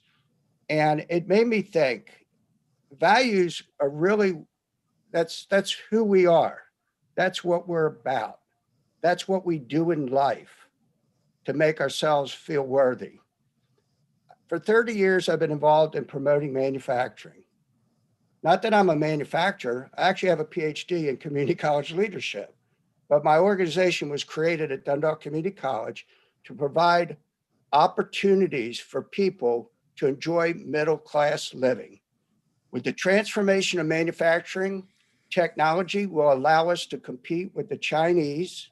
There's ample arguments why Maryland should be a national showcase for next generation manufacturing. Well, what we invent in Maryland, we should make in Maryland. But I think the most important thing to remember is with this bill, we're going to find a place for all people to find the opportunity for good paying jobs still with benefits in an industry that's transforming and changing unlike anything most people realize. One last thing, Delegate Chi and the committee, I just want to give you one piece of information. Montgomery County has the largest number of people working in manufacturing of all Maryland local jurisdictions. So with that, I want to thank you all, and I hope you get a favorable report. Thank you. Right, any questions? If not, we'll move on to Randy Altschuler. Perfect, thank you. Good afternoon, my name is Randy Altschuler, and I am the CEO of a company called Xometry, and I'm speaking today in support of House Bill 658. Digital technologies are changing all aspects of our lives, and these changes are occurring at high speeds. The same is happening in manufacturing, and quite frankly, in all areas of work in business, education, and government. I co-founded Montgomery County-based Xometry in 2013. Xometry is now the largest marketplace for custom manufacturing globally, connecting customers with optimal manufacturing solutions through patented AI technology. We are truly an Industry 4.0 company, leveraging new technologies like artificial intelligence, a two-sided digital network, and advanced digital manufacturing, including 3D printing, as primary drivers of our growth. Our key customers include some of the world's most respected organizations, such as Dell, Bosch, BMW, and NASA. Since our founding right here in Montgomery County, we've increased our employee base to almost 500, including 300 here in Maryland, and received almost $200 million of investment. We've created a network of over 5,000 manufacturing shops right here in the United States, many of whom are right here in Maryland. Xometry is proof that advanced technologies create innovation and new business systems of success. We're proud to be a Maryland company and look forward to helping other digitally oriented companies succeed here in the future. House Bill 658 will accelerate the adoption of emerging 4.0 technologies in Maryland manufacturing. The result of this adoption will be manufacturing growth, more highly paid jobs, and knowledge of new job skills required for workers in manufacturing to make it in Maryland. Thank you. Questions? Saying none. Thank you very much. Michael Raphael. Yes. Thank you, Mr. Chairperson and committee members, and thank you, Delegate Chi, and for sponsoring this bill, which I am in favor. My name is Michael Raphael. I am the founder and CEO of Direct Dimensions based in Owings Mills. We are an over 25-year-old, near 30-person nationally recognized leader providing 3D scanning solutions specifically for manufacturing. As such, I know full well how 3D technologies are fundamentally changing the nature and the technology-based work skills demanded through manufacturing. Digital technologies are rapidly modernizing the manufacturing landscape across all levels and sectors. My team provides industrial-level 3D scanning services and solutions for dimensional measurement and manufacturing-related engineering applications.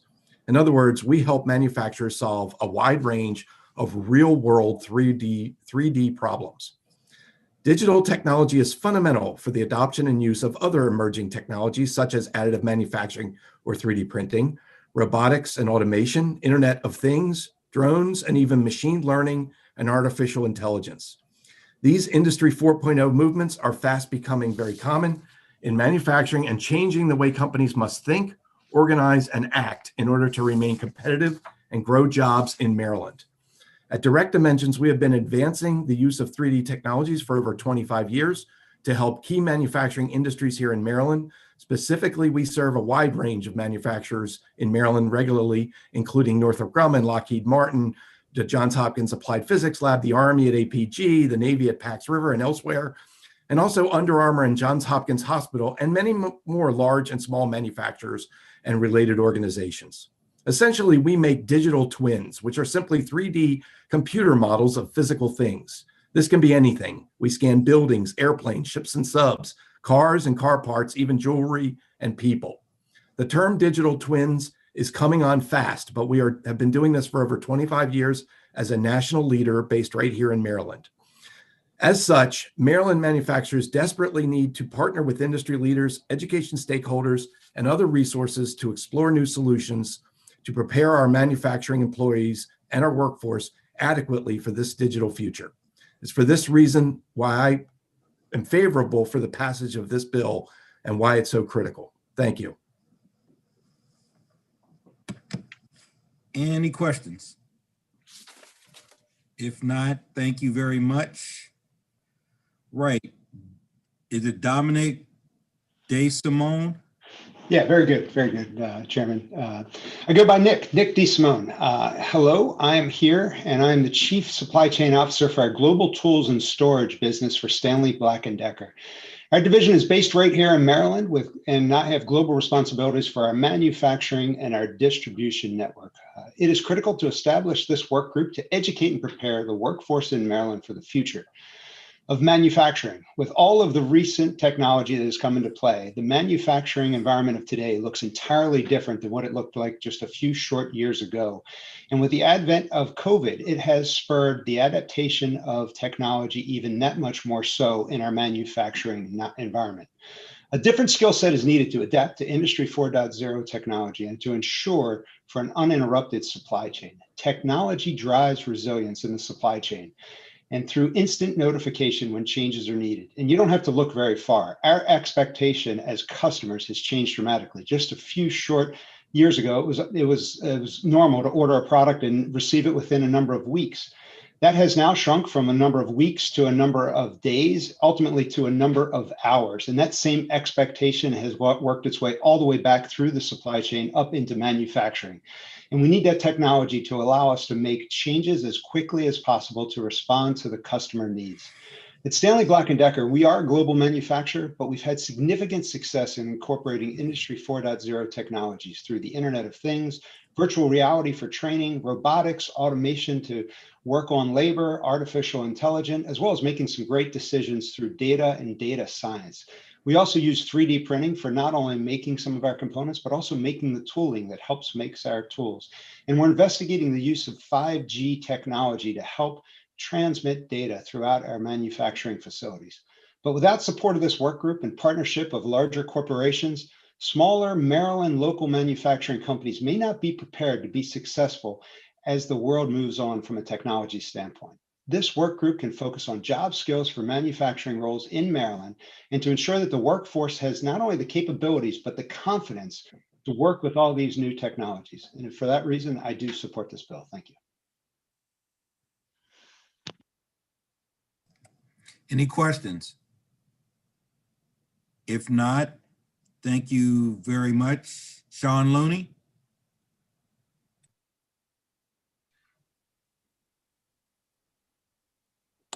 Is Sean with us?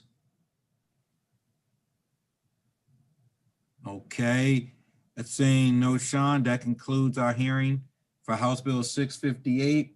Delegate Chi, can we get your last bill, House Bill 659? Okay, and I just want to, as a point of privilege, thank other businesses for taking the time from their busy schedule to testify in support of my bill and also for doing business in Maryland. Thank you very much. My last one for today, thank you for bearing with me, is HB 659. For the record, I'm Delegate Lily Chi, here to present HB 659, vehicle loss prices listed on dealer website. I know many of you have heard this bill last year, but I want to point out that this year's bill is much more narrowly tailored. HB 659 simply allows a car dealer to list the actual purchase price of a car on the dealer's own website without retribution from the manufacturer. This is a common sense bill that is not only providing transparency and a convenience to the consumers, but also in keeping with today's marketplace when more of us shop online and expect quick access to accurate information. I am pleased to report that the Senate version has passed with overwhelming support, 42-5. The reason this bill is needed is because the current franchise law is outdated and not reflective of today's consumer needs. This bill would update that with a very reasonable ask without fundamentally changing the franchise agreement related to advertising per se. In fact, this bill as written still would not allow the dealers to proactively advertise by traditional means of push media, such as TV, print, or digital advertisement. It only allows dealers to list the prices of their own vehicles on their own websites. In other words, a consumer has to search for it in order to find it, just like a consumer has to go to a car dealer to see the price. As a consumer, this simply means that the price I see on the virtual showroom is the same as the price I see in the physical showroom on the car's windshield. Why is this consistency important? Because sometimes the price differential between what the dealers are allowed to list and the actual sale price can be as much as 10%, which could be thousands of dollars. For many consumers like me who only shop for cars a few times in my lifetime, haggling for car prices is not my forte nor my favorite hobby. Online shopping is an important equalizer for me, but only if what I see is what I get without tricks or games that I may not be aware of.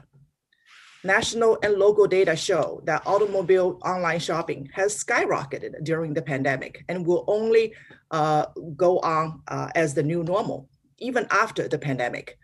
It is time for us to update our laws to reflect the time. The fact that this bill is supported by so many consumer groups tells you where the market demand is. With that, I thank you and urge you a favorable report.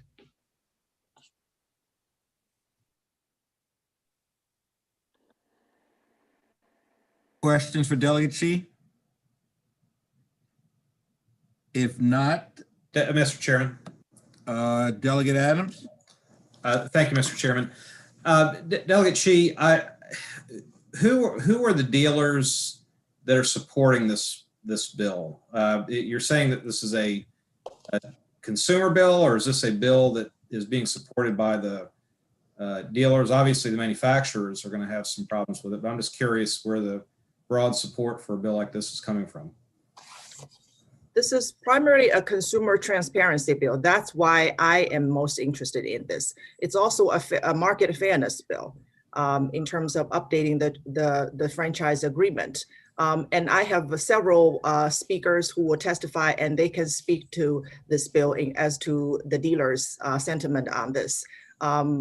I know some people think there's only one dealer, but it's definitely more than that. And some of them, because of the current franchise laws, are simply afraid of speaking out. There is definitely a power imbalance in those kind of relationship, as we are all aware of. Well, I mean, I guess best thing for me to do be press those questions to dealers that may be testifying on this. Thank you.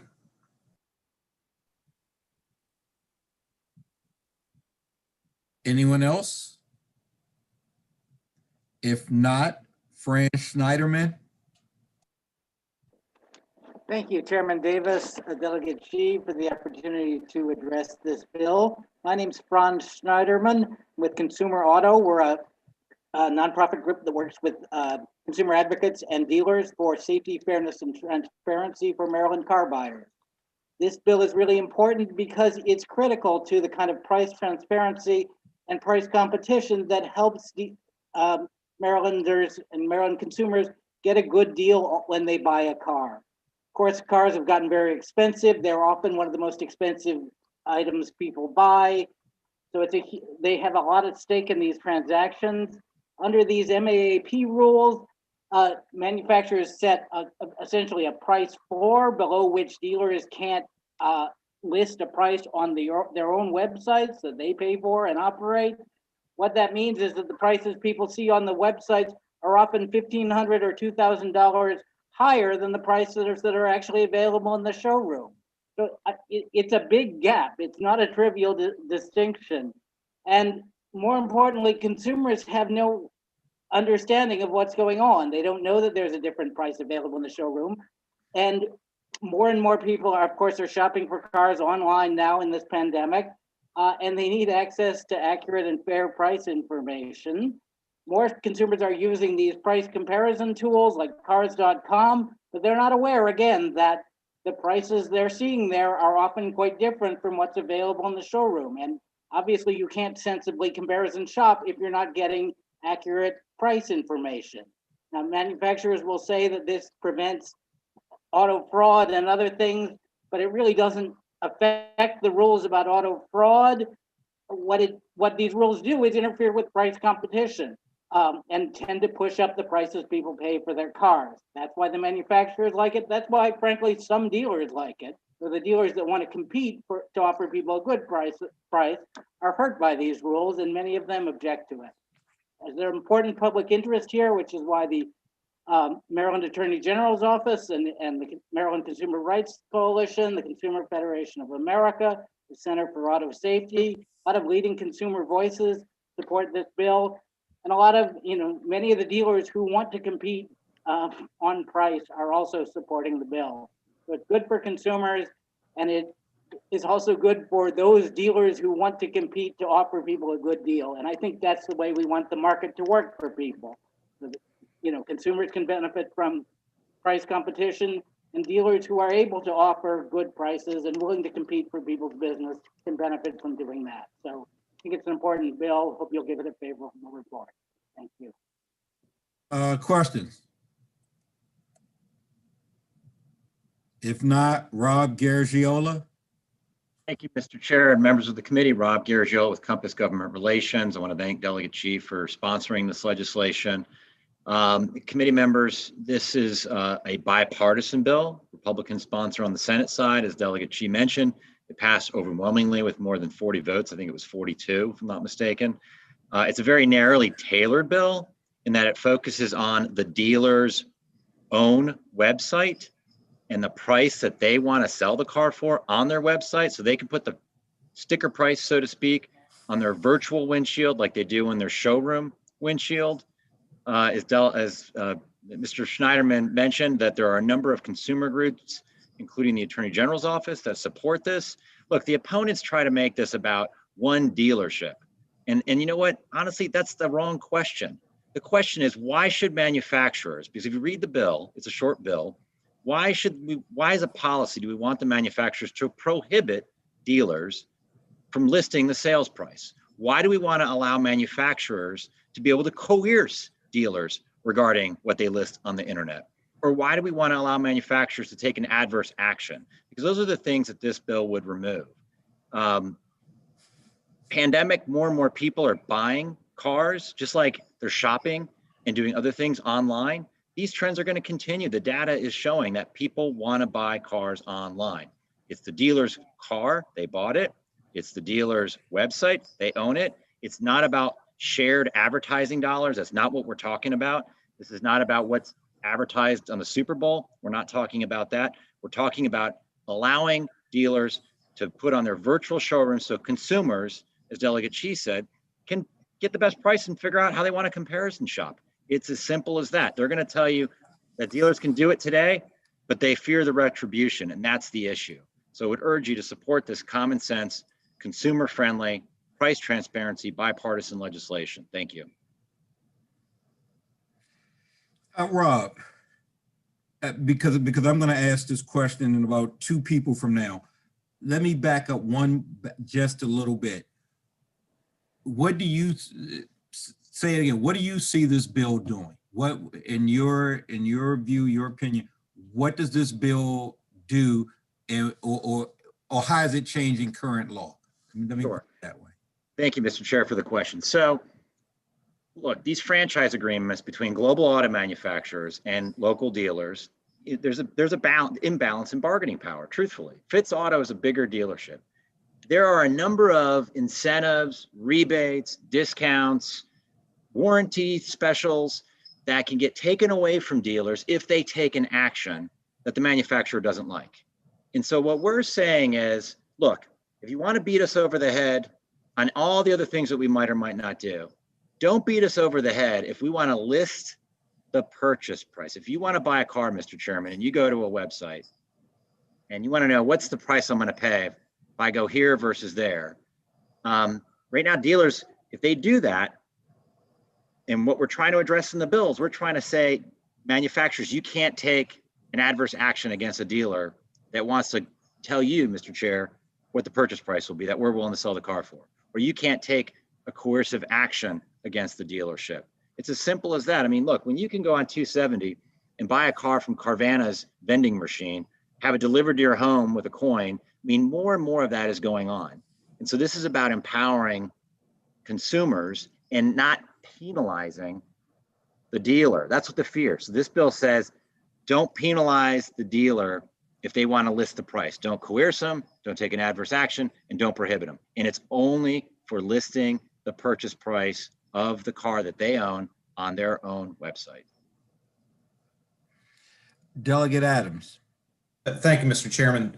Rob, I'll ask you, why is it that we can't leave it to the dealer and the manufacturer to negotiate their own terms and conditions for which they decide or not decide to sell cars? So, that's a great question. I'm also an attorney. I negotiate a lot of leases. And sometimes I have a little retail tenant that wants to go in a big mall. Hold on a second. Hold on. Delegate Walker, we need. Yes, thank you. I'm sorry about that, Mr. Chair. And what I would say is, if I'm representing the little retail store that wants to go into a big mall or a big shopping center or something to that effect, the landlord is going to get their way 99 out of 100 times. And the same dynamic occurs between the global manufacturers and the local dealer. And so in that, if you're going to say leave it to the franchise agreement, well, there's unequal bargaining power, frankly. And you know what? This is not the first time that something comes before the legislature to call strikes and outs when there's an imbalance in bargaining power, much like the tenant that I might represent negotiating with a global mall or a national mall chain or something like that. There's unequal bargaining power. And I tell my tenant clients, hey, you know, look, you can try to ask for the moon. They're not going to give it to you because they don't have to. And the same goes with the global manufacturers related to the many local mom and pop dealers that are in your district and throughout the state of Maryland. I don't buy the fact that a dealer can't negotiate and or frankly decide whether or not, if they don't like the terms of the contract, then, you know, move on. I believe that we need to the question I'm asking, and it's not a statement, it's a question, is that there's contract law here, there's franchise law. And if we're going to nitpick that, then I'm just waiting for what's the next thing, because my second question is a dealer able to sell a vehicle for whatever price they choose to sell it for? I'm not talking about the internet and how they advertise it. So the answer is yes, okay. They can. You know, so when you go into a dealer today, they can. Well, Rob, I'm good on that. And that's the right answer. They, as a dealer, they can do what they wish once they have the vehicle. You know, the last question is car buying is more than just the price of the car, of course. It's the trade-in value. Surely most people are going to have some exchange in value, whether it's a cash down payment or whether it's a trade-in, and those are negotiated. And then there's also the interest rate. Now, what my experience has been, and I am like Delegate Chi, am completely engaged and enthralled in the bartering because it's American and it's the nature of the business of buying and selling cars. But negotiating is much more than just the price of the car. Because what'll happen, I'm going to pose it as a question. Won't it be the fact that if you have a minimum price established on a website, won't the dealer make it up by charging 5, 7, 10% on interest? Won't they make it up by saying, okay, sure, I'll sell it to you for $35,000, but I'm only going to give you 70% of what your trade-in value would be worth at another dealership. And so in deciding through the legislature that we're going to pick winners and losers between a contract between the manufacturer and the dealer, in essence, you're removing an essential element that buyers, I'm talking about consumers like me and you, are used to having to decide between this dealer or that dealer. And it's more than just a Amazon.com clicking what the price of a box of, whatever, box of widgets and saying, okay, it's the lowest price, I'm going to buy it. This is not a simple. Those are good questions, Delegate. And what I would say is the data pre-pandemic illustrated that more people were buying cars online. And during the pandemic, that number has gone through the roof. And so people are buying cars online and having them delivered. And really, if you look at this bill, and the legislature gets involved in contract, this is not treading on new ground by any means with respect to cars or any other subject. The legislature acts on this type of stuff all the time.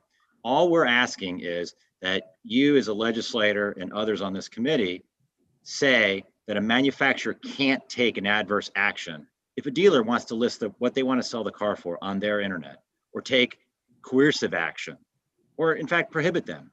And if you want like a free market, that to me is going to allow it, because why should it be different you walking into the dealer and seeing it on the windshield, or driving by the dealer and seeing it on the windshield, versus shopping online, which more like the data is more people are doing it, and that trend is going to continue. There's reams of data that illustrate that. So why make it more difficult for consumers? Well, Mr. Chairman, thank you. I would just say that most people do use the internet for shopping, but like me, I like to go and put my hand on and touch a automobile and look at somebody in the eye and negotiate, knowing that's part of the the process. I would argue against your position, which is that the legislature, when it comes to contract and law, when it comes to negotiating points and conditions between two parties, that this is getting into the minutia of things that are not as simple as they're being presented in the bill. Thank you. Madam Vice Chair. Thank you, Mr. Chair. I struggled with this bill last year as well. And some of it is the same as what Delegate Adams has said, God forbid, teasing. But I guess I'm not seeing the hue and cry of, and perhaps we'll hear that from Mr. Smith, who I know is testifying next. Do these dealer contracts or leases specifically say you may not publish your price on the website and on the car? My understanding is that in the way these contracts work is when the franchise agreement is established with a dealer, maybe 15 years ago or even longer in some instances, and certainly I'm sure with Jack Fitzgerald, decades ago, the dealer can pretty much unilaterally change the terms and conditions of that franchise agreement. And the dealer's recourse is, we'll just take your franchise agreement away if you don't agree. That's the recourse. It's not like we're sitting across the table and I'll give you this if you give me that. That does not happen in these franchise agreements. Basically, they're established when the franchise begins, and if it's amended, one-sided essentially, and you got to take it or leave it. And your recourse is stop selling cars if you don't like it. I'm a Hyundai, and I'm whatever, Toyota or GM, and so the agreements themselves, yes, they basically make a broad categorization that say you cannot go below a certain price. This is for new cars, not used cars. Mm-hmm. So right now, used cars, it's free reign, but it's new cars. You can't go below a certain price for advertising, and that includes the internet. And so last year's bill, if you recall, was much broader and included radio, I know. TV. I realize that. And so this year, we're just saying, look, not only are people buying groceries more online and clothes, they're buying cars online. And so all we're saying is, because there's fear of retribution, and that's why you're not going to hear from a lot of dealers. They will not. Many will say share privately, but you're not going to hear the lineup of dealers coming forward. But what I would say is these consumer groups, are in fact consumer groups that want to see transparency, as does Attorney General Frosch. But I don't disagree. But what I still haven't heard is there something in law or in a contract that says you can't advertise on the internet what the price is? And if it says you can't go below a certain amount. But exactly. Whatever, but that's right. And Carvana selling new cars? I honestly don't know. I don't know their full business model. I've not purchased a car from them. Because if they're doing used cars, like you said, that's a whole different ballgame. There is a prohibition that the manufacturers say you cannot sell below a certain price a new car, and if a dealer does that, the manufacturer can take a range of actions against the dealer that aren't related to advertising dollars either. This is not about pooled advertising dollars. So then is it the position of Fitzgerald, and just by way of full disclosure, I bought my car from Fitzgerald and it's where I take it for service. So I'm not, against Fitzgerald, but does Fitzgerald want to sell the cars below the price that the manufacturer says they can sell? I think I'll let Rob Smith answer that. But what I would say is it's not mandating that dealers sell it for a certain price. What it's saying is they can go below the artificial manufacturer price if that's what they want to sell it for. And as Delegate Adams was saying, look, there's a lot of other factors obviously as well, but it may be that for one car, the dealer's not even looking to sell it below that minimum price because that's just their business model for that particular car. Or maybe they've got 10 extra red cars from 2019 that they need to unload, and maybe they want to sell them at a lesser price. So this just gives them the ability to do what they do in their showroom or along the Rockville Pike, to do it on their own website as well. All right. Well, maybe Mr. Smith can answer the question. I still haven't sort of heard that where the preclusion is, or what it is we're fighting. Within the franchise agreement. Okay. All right. And has anybody provided a franchise agreement? Just out of curiosity, I don't think I saw it in the written testimony. I realize these things are mammoth, but even if you could show me the page that says you cannot advertise on the internet. We'll work to get one to you. Okay. Thank you. Absolutely.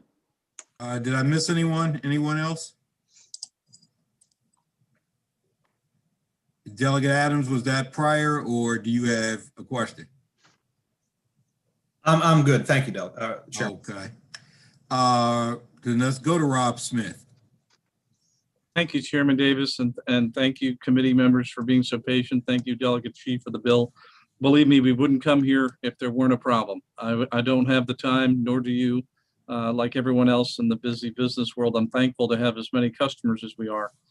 My name is Rob Smith, for the record. I am with Fitzgerald, and I'm proud to have been part of the organization now for the last 32 years.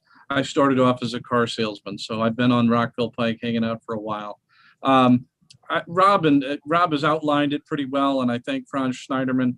83% of consumers today in the last study by Automotive News want to shop online. But at the same time, there's another stat, 82% are still concerned about COVID. So we've got this dichotomy going on where people just want to shop and they want to buy, but they don't want to all come in. We're trying to create parity between the physical showroom where we can sell a car at whatever price and display whatever price, with the virtual showroom to display the virtual price, the real price that we want to sell the car for, and not have fear of reprisal. There is an addendum to the dealer agreement that outlines what is permitted and what's not permitted. And they created this. In the old days, you had MSRP sticker price and you had invoice price. And now there's a new one in the middle called MAP price, minimum allowable advertised price. Not every manufacturer does it, but a lot of them do. And just for the reasons Rob Girardiol outlined, what if I have 10 of them that are the wrongly equipped cars, or the wrong color, or the old year, and I got to move them? I can't do that right now. I can do it when they come into the showroom. I can't do it on the internet showroom where the customers all are today. We have an expression in the business that used to be called a be-back. Some customers are fresh customers, some customers are be-backs because they came to be back. Today, every customer is a be-back because they've all been in our virtual showroom first. And if we're fortunate enough to get to see them physically, hopefully they get the real price when they come in and see us. And with that, I ask for a favorable review, and I'm happy to provide that outline to you, Delegate DeMay. Thank you for the business, by the way, and I'll be happy to provide that to you.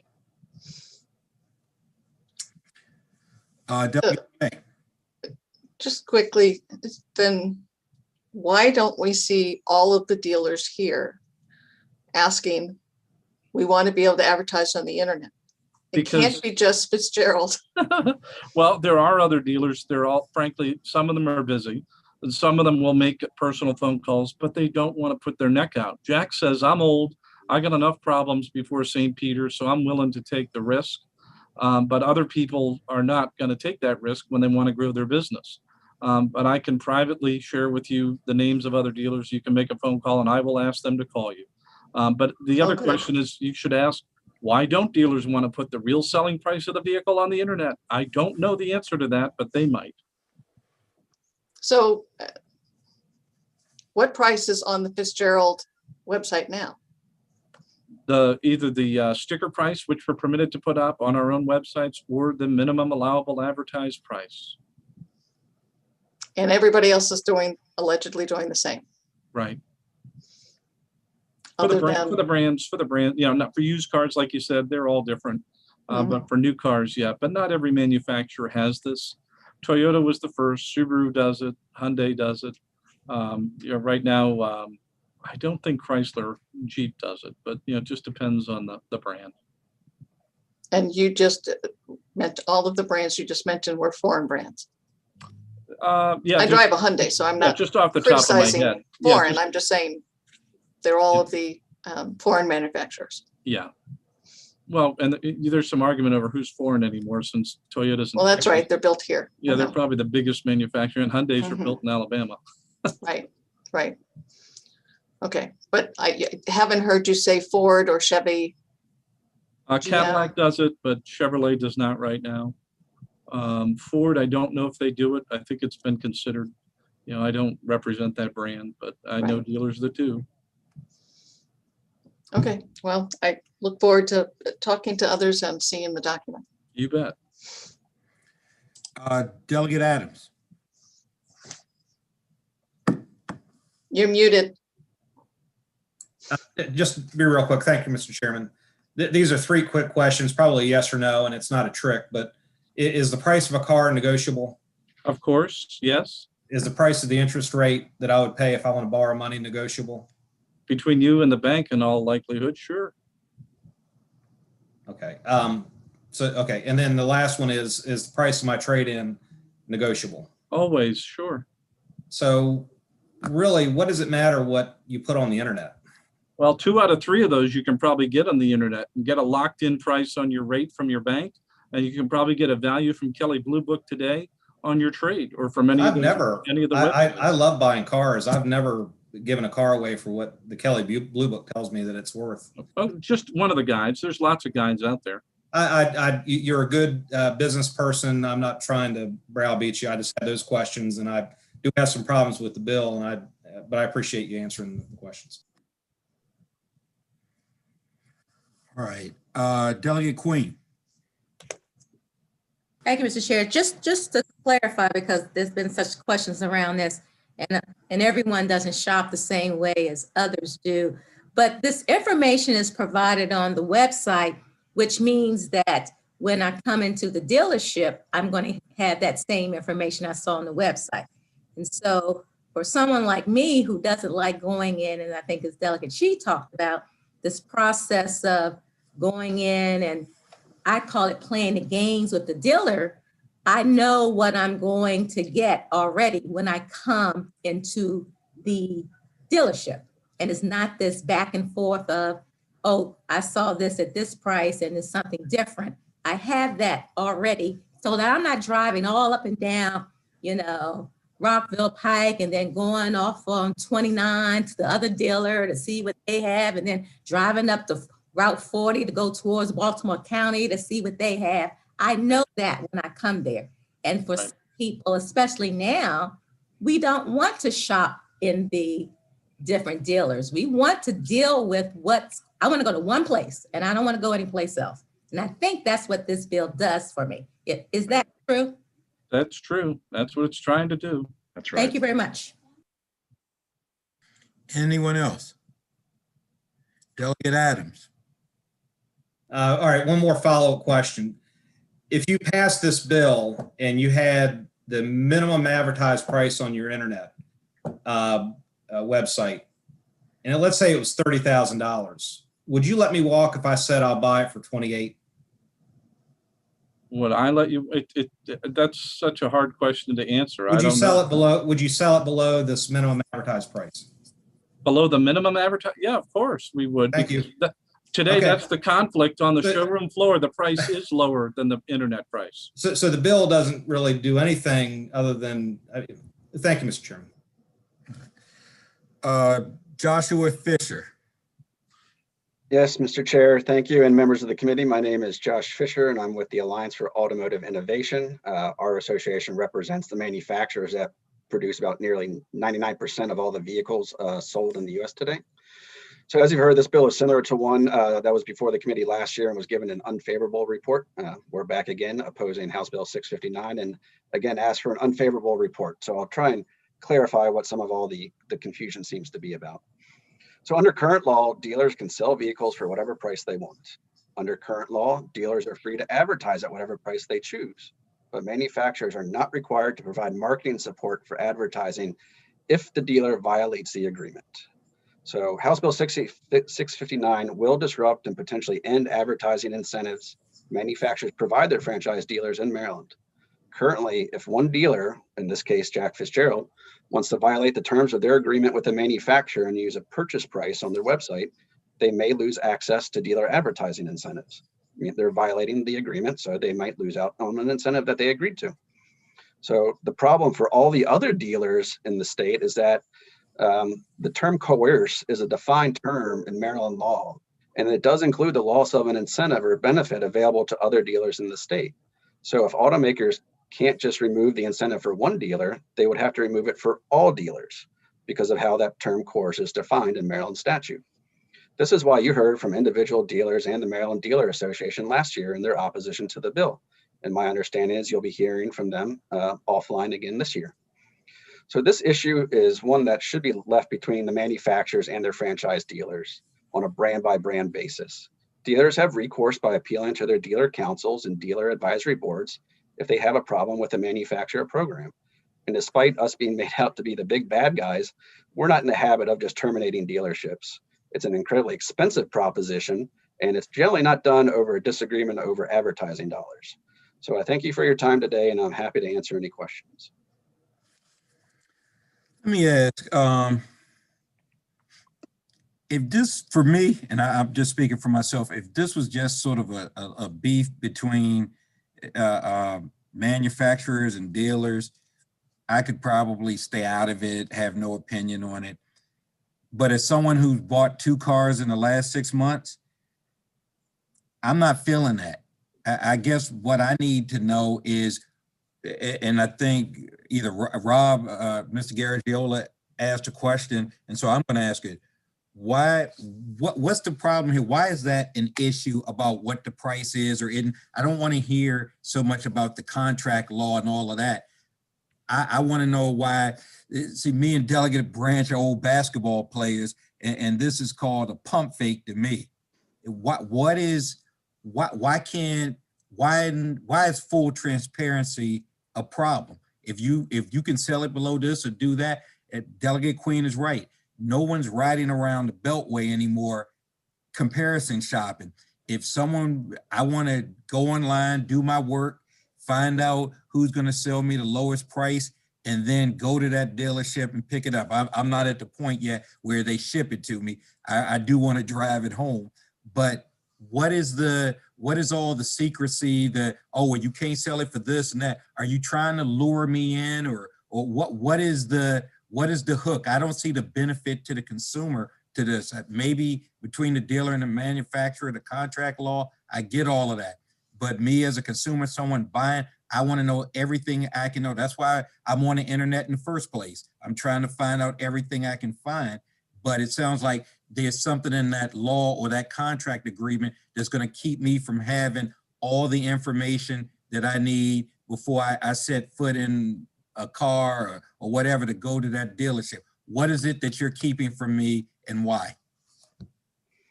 Well, Mr. Chairman, we're not the ones, the manufacturers aren't the ones that sell the vehicles to the consumers. That's the dealer. And so your question is really about what is stopping dealers from advertising the price at which they will sell. And the answer is nothing. There's nothing. Don't do that with me. I just heard, I've been listening to this for 2 years. There is something stopping it, the loss of I guess, advertising support and so forth. And if they're going to lose that, then they're not going to tell me what I need to know. So while directly what you're saying may be correct, indirectly, it's not correct. There's a reason why there's a problem in that relationship about full disclosure up front. That's what I need to know. Not the cute part about, oh, well, no, they can sell it if they want to. I want to know why they can't tell me without risking violating an agreement with the manufacturers. That's the part I want to know.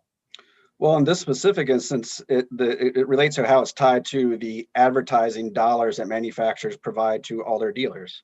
The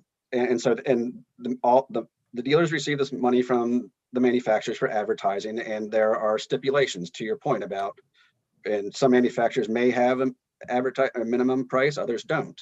But the money goes to all the dealers. And so all the dealers agree that they will use a base price to advertise, because this allows the manufacturers, they're not worried about one manufacturer advertising at a certain price or a different manufacturer advertising at another price. It's just for that line make, that specific line make of cars, this is the agreement that the dealers are entering into with the manufacturers. The manufacturers are giving a benefit to the dealers, and there is something to be expected in return to that benefit under any contract. Consideration given. And so what Jack— What are you keeping from me, sir? What is it? I hear all of that. I'm going to keep asking that question. I understand between the dealers and manufacturers. It's the customer now. Because they're not selling cars to each other. The dealers and manufacturers are not buying each other's cars, or one selling and the other's buying it, or at least ultimately it's going to end up with people like me. So from my perspective, why can I know everything up front? Because the dealers like it to have this advertising benefit, and they all agree to use one set price for their advertising, and it gives the dealers flexibility to negotiate with the consumer, because the consumer is entering into a transaction with the dealer, and the pricing gives the dealers the opportunity to negotiate with the consumer. You heard Mr. Smith on behalf of Mr. Fitzgerald essentially say, the advertised price is never the final price. And so that's why consumers and dealers enter into that dance. And, if we don't like that dance, then we can definitely change the franchise statutes to make it easier. Mr. Garagiola referenced Carvana. Those are used vehicles. They aren't subject to the franchise law. So it's a lot easier for Carvana to put a vehicle into a consumer's hand or their driveway. But we operate in this franchise world, which is designed and intended to restrict what the manufacturers can do, not so much what the dealers can do. So that is why that base price is used, because it gives the dealers themselves, who are the ones selling the vehicles, not the manufacturers, room to negotiate with the consumer. And when we talk about an uneven relationship, you're talking about consumers, people like me who may be politicians or government workers or so forth, and I'm going up against a professional in the industry. There's a tremendous imbalance of power in terms of negotiating there. I don't sell this stuff. I don't work in that industry. So while we're negotiating, I don't really know as much as you do. It's not even close. It's technically a negotiation, but it's not a fair one in that regard, which is why I think in all walks, not just your industry, but sort of all walks of life now, people go on the internet for everything to try to do their research and homework and get as much information. What it sounds like to me is that, we're trying to keep an imbalance of power between the other side, be it the dealer or the manufacturer, whatever the case may be, and the consumer. And again, as a state legislator, as important as I know business is to our economy, in this type of relationship, I can't hand even more power to one side. I mean, that's not fair to the 130,000 or whatever the exact number is after reapportionment in my district. It's not fair that I'm not doing everything that I can to level the playing field. Well, Mr. Chair, the sale and the negotiation is between the consumer and the dealer, not the manufacturer. And technically, they're described as franchise dealers. The relationship between the dealer and the manufacturer is really a service agreement. And so, if the concern is about dealers providing more information to consumers, then again, I would suggest we open up the franchise statutes and look for ways to make this process more streamlined and transparent. This bill is not going to do that. Delegate Pippi, then Delegate Branch. Thank you, Mr. Chairman. I guess this is a question for Mr. Fisher.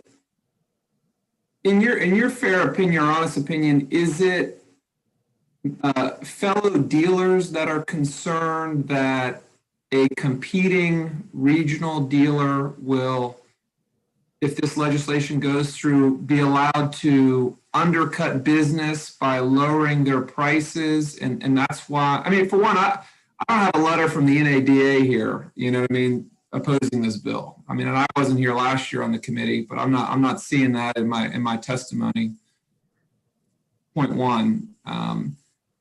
Point two, is it more of fellow dealers would be concerned that, let's just say Fitzgerald, for example, could advertise cars on the website for what he's actually going to sell them for, and then take business away from competing dealers who can't afford to take a loss on a car? I mean, or is it the manufacturer? Because the dealers are buying the car from you for a fixed price, not you, but manufacturers for a fixed price. That number doesn't change.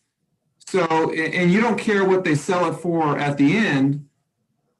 So and you kind of alluded to it a little bit about certain dealers may, but what's the real reason here? Because I think a lot of people are having a real issue with understanding what the deal is here. Our concern with this bill is not what price Jack Fitzgerald wants to sell or advertise his vehicle at. It's that there's an agreement when it comes to advertising dollars I know, Mr. Chair, you're rubbing your eyes, but it's confusing and it's not clear because dealers can't advertise and sell vehicles for whatever price they want to right now. This bill is not going to change that. This bill will not change that. They can do that right now.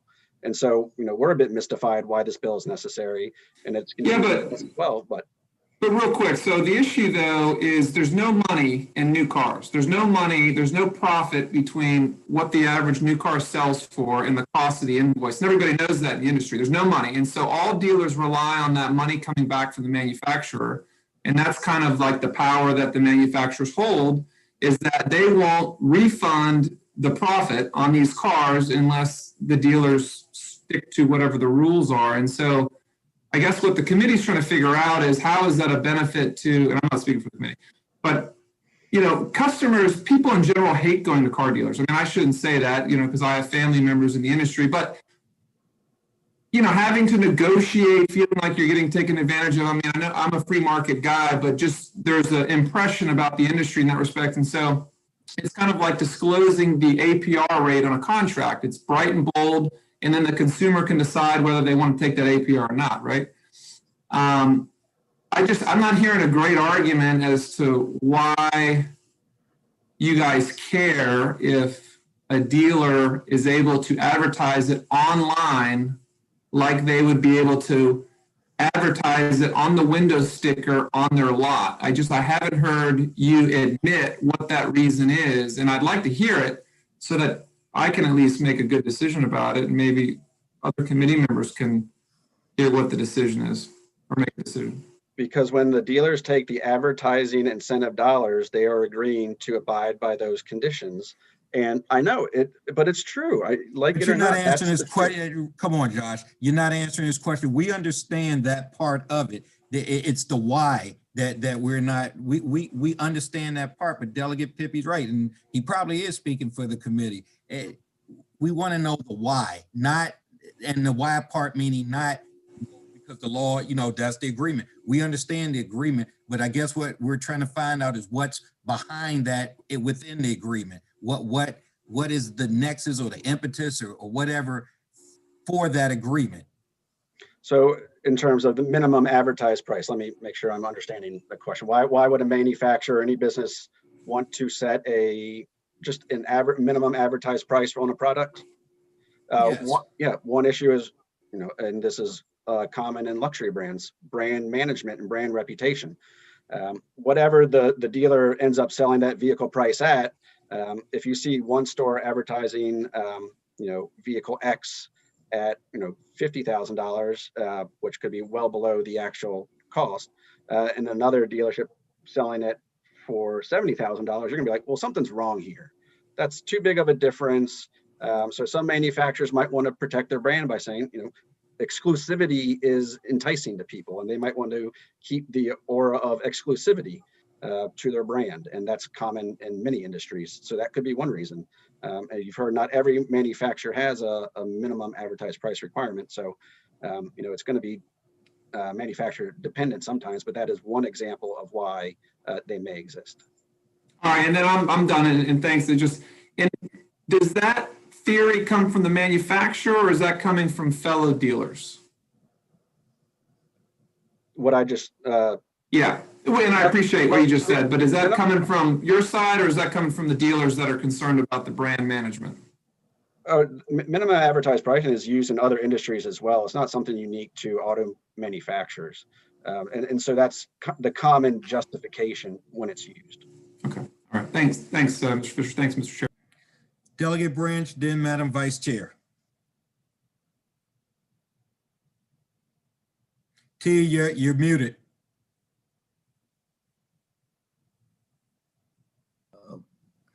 Let's say I'm a new dealer and I'm brand new at the game, and I get in and I want to sell this new car. Tell me when when that agreement has been broken. Tell me when, at what price, if the car is, let's say everybody agrees that the car sell, you said it's one set price. I was wondering how they get their margins if you set it at one set price, their profit margins. But even though if it's one set price, tell me when, as a new dealer, have I broken the law? Where, because I don't even, probably wouldn't even know the law, and I might be trying to sell that car because it's the wrong color, wrong shade. I got to get rid of it. So tell me when I will have broken, when I would fall into that category of a dealer that broken that agreement. Well, obviously it's going to be dependent on that agreement, but if you agreed, if you took advertising incentive money and agreed to abide by those conditions, as soon as you did not abide by one of those conditions, and you would violate the agreement and potentially be subject to a loss of an incentive. It doesn't necessarily mean it's going to happen, but that would be the trigger. Give me an example with price. I'm not a dealer. I don't deal cars, so I don't understand the lingo. So make it kind of plain for me with the price, so I can see where I have sold something too cheap and or under the value, and that I have now broken the agreement, and now I will get in some way penalized. Sure. So the manufacturer is going to wholesale the vehicles to the dealer. And then the dealer is going to, if they have taken the advertising incentive money as part of the dealer service agreement, it's going to depend what the triggers are and what the price for the vehicle is. I can't give you a specific number right now because I don't have that information from a manufacturer or a specific vehicle, unfortunately. But the reason it's wholesale to the dealers is because we're prohibited from conducting sales to customers because of the franchise statute. And so the dealers are left to do that. And so depending on, if they don't take the advertising incentive, they can advertise and sell it however they like. Even if they do take the advertising incentive, they can sell it and advertise it however they like.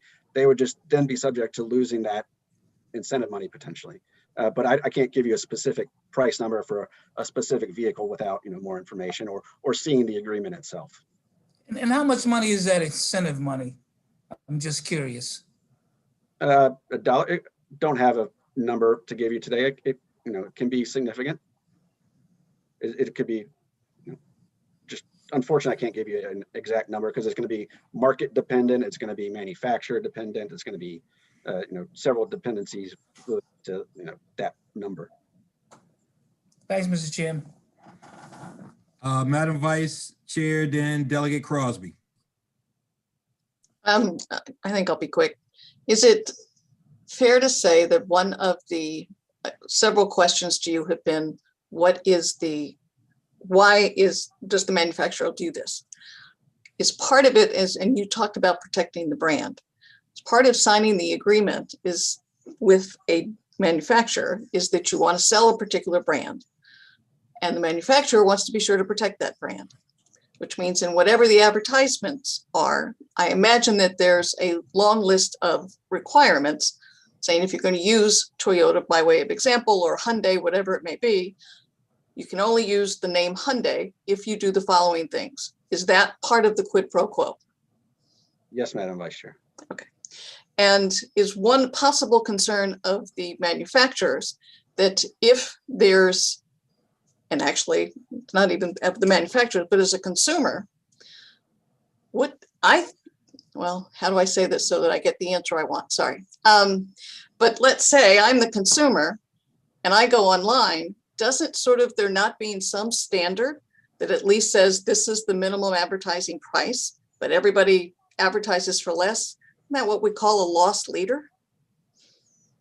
That's correct, Madam Vice Chair. So that if I go in, and yes, there may be one vehicle that is at that price that is below the MAP. But then once I'm there, in all likelihood, I'm going to have to pay the MAP or whatever on a particular vehicle. So is it fair to say that some of these dealer agreements are crafted in such a way as to protect the consumer so that you're not just going, and I have to admit it happened to me, and I won't say the dealer, it was not Fitzgerald, where, I was looking for a car for a niece and we got there and yeah, one of these was available, but it was a piece of crap with absolutely nothing that I thought was on the advertisement. So is it fair to say that one of the reasons is to protect consumers, that there is a standard for what kind of price you can put on a website? Yes, Madam Vice Chair. Thank you. Delegate Crosby. Thank you, Mr. Chair. Two quick questions. The first is, do any other states do this? I am not aware of any other states with this that have passed a bill like this one.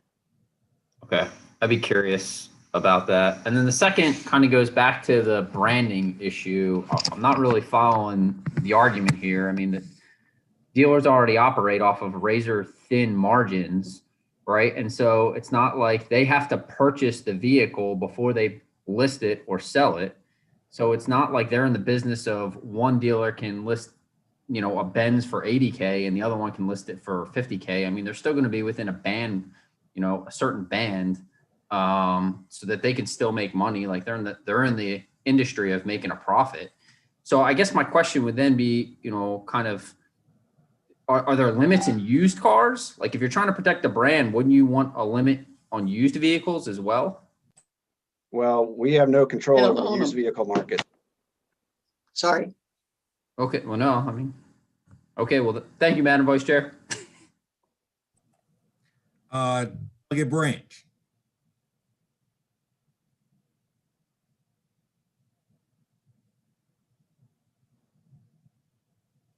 Okay, Delegate Adams.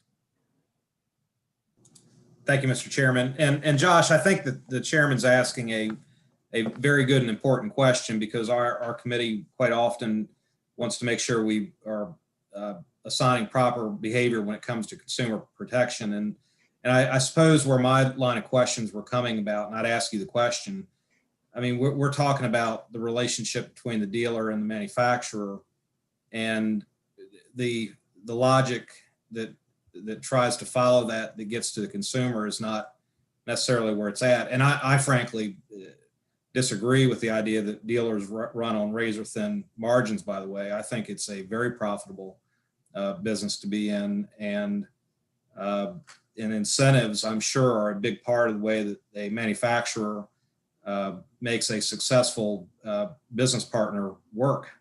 And so I guess my question, with that being said, is that it's impossible to take a bill like this that's trying to get into try to resolve a contract dispute and have it actually have any tangible benefit that gets to the consumer. That was my point in saying, is the price of a car negotiable? Is the price of interest rate negotiable? Is the price of trade-in negotiable? Because neither one of those three issues, at the end of the day, will this bill have any impact on it? It really does come down to how a dealer and a manufacturer choose to make a partnership work, and a profitable one at that. So any thoughts based on what I just said? No, I think you're absolutely correct. And that's why it's hard to explain this without getting into the weeds. Sometimes I can understand the frustration from the committee on that, because nobody wants to hear about the ins and outs of contract law. And you want to hear how it will in the end benefit the consumer. And one way it can't benefit the consumer is by leaving the price open to negotiation. It does give the consumer the ability to go in there and get the best price they feel they're comfortable with. Thanks, Josh. Delegate Chi. Thank you, Mr. Chair. I want to respond to Delegate Adams' point. I would disagree that it would not make any difference. Maybe it would not make any difference between the dealer and the manufacturer, but it would definitely make a difference to the consumer. If I am armed with upfront information and transparency, I would know what to expect, and that would make a world of difference to me. So I would strongly disagree and push back on that. Anyone else? Mr. Chair. Delegate Pippi. And just real quick to my good friend Delegate Adams, the profit margins on new cars are nil. Used cars, they do real well. They make money on financing, selling products. But on new car, for example, Hyundai dealership, I think the average profit margin per car is in the hundreds of dollars, maybe even $100. Josh, Mr. Fisher, what's the margin between invoice and MSRP on the average Hyundai? I don't know the answer to that, but I can give you some more information on where dealers do make their money. They make about half their money on service. They make their money selling service contracts to consumers, selling other accessories to consumers. Oftentimes that stuff will not be available on the website. And so, you know, we can talk more about where dealers make their money, but I hopefully that answers your question. Thank you. Seeing anyone else? If not, that concludes our hearing on House Bill 659. I'd now like to go to the last bill of the day. Delegate Howard, if you were with us, if we can do House Bill 664. I am with you, Mr. Chair, Madam Vice Chair, colleagues. Thanks for being here today. For the record, Delegate Seth Howard, I'm pleased to present HB 664. Just very quickly, I'm joined today by representatives of the Maryland Retailers Association and Bankers Association, the Maryland Cash Campaign, as well as Lewis Peck, Director of Public Policy for the Lending Club. 664 establishes a regulatory framework for businesses that engage in sales-based financing transactions, which the bill defines as financing transactions are paid over time as a percentage of sales or revenue, where the payment may increase or decrease depending on the volume of sales made or revenue received by the recipient. The bill also prohibits a person from engaging in the business of making or soliciting sales-based financing transactions unless the person's licensed. In recent years, and especially in the last year, small businesses have increasingly been turning to a controversial type of financing called online lending. Online lending comes in several forms, with what is commonly referred to as merchant cash advances being one of the most problematic and prominent. Online lenders provide a business with an immediate influx of cash, but the consequences can often be devastating for the business owners and their creditors.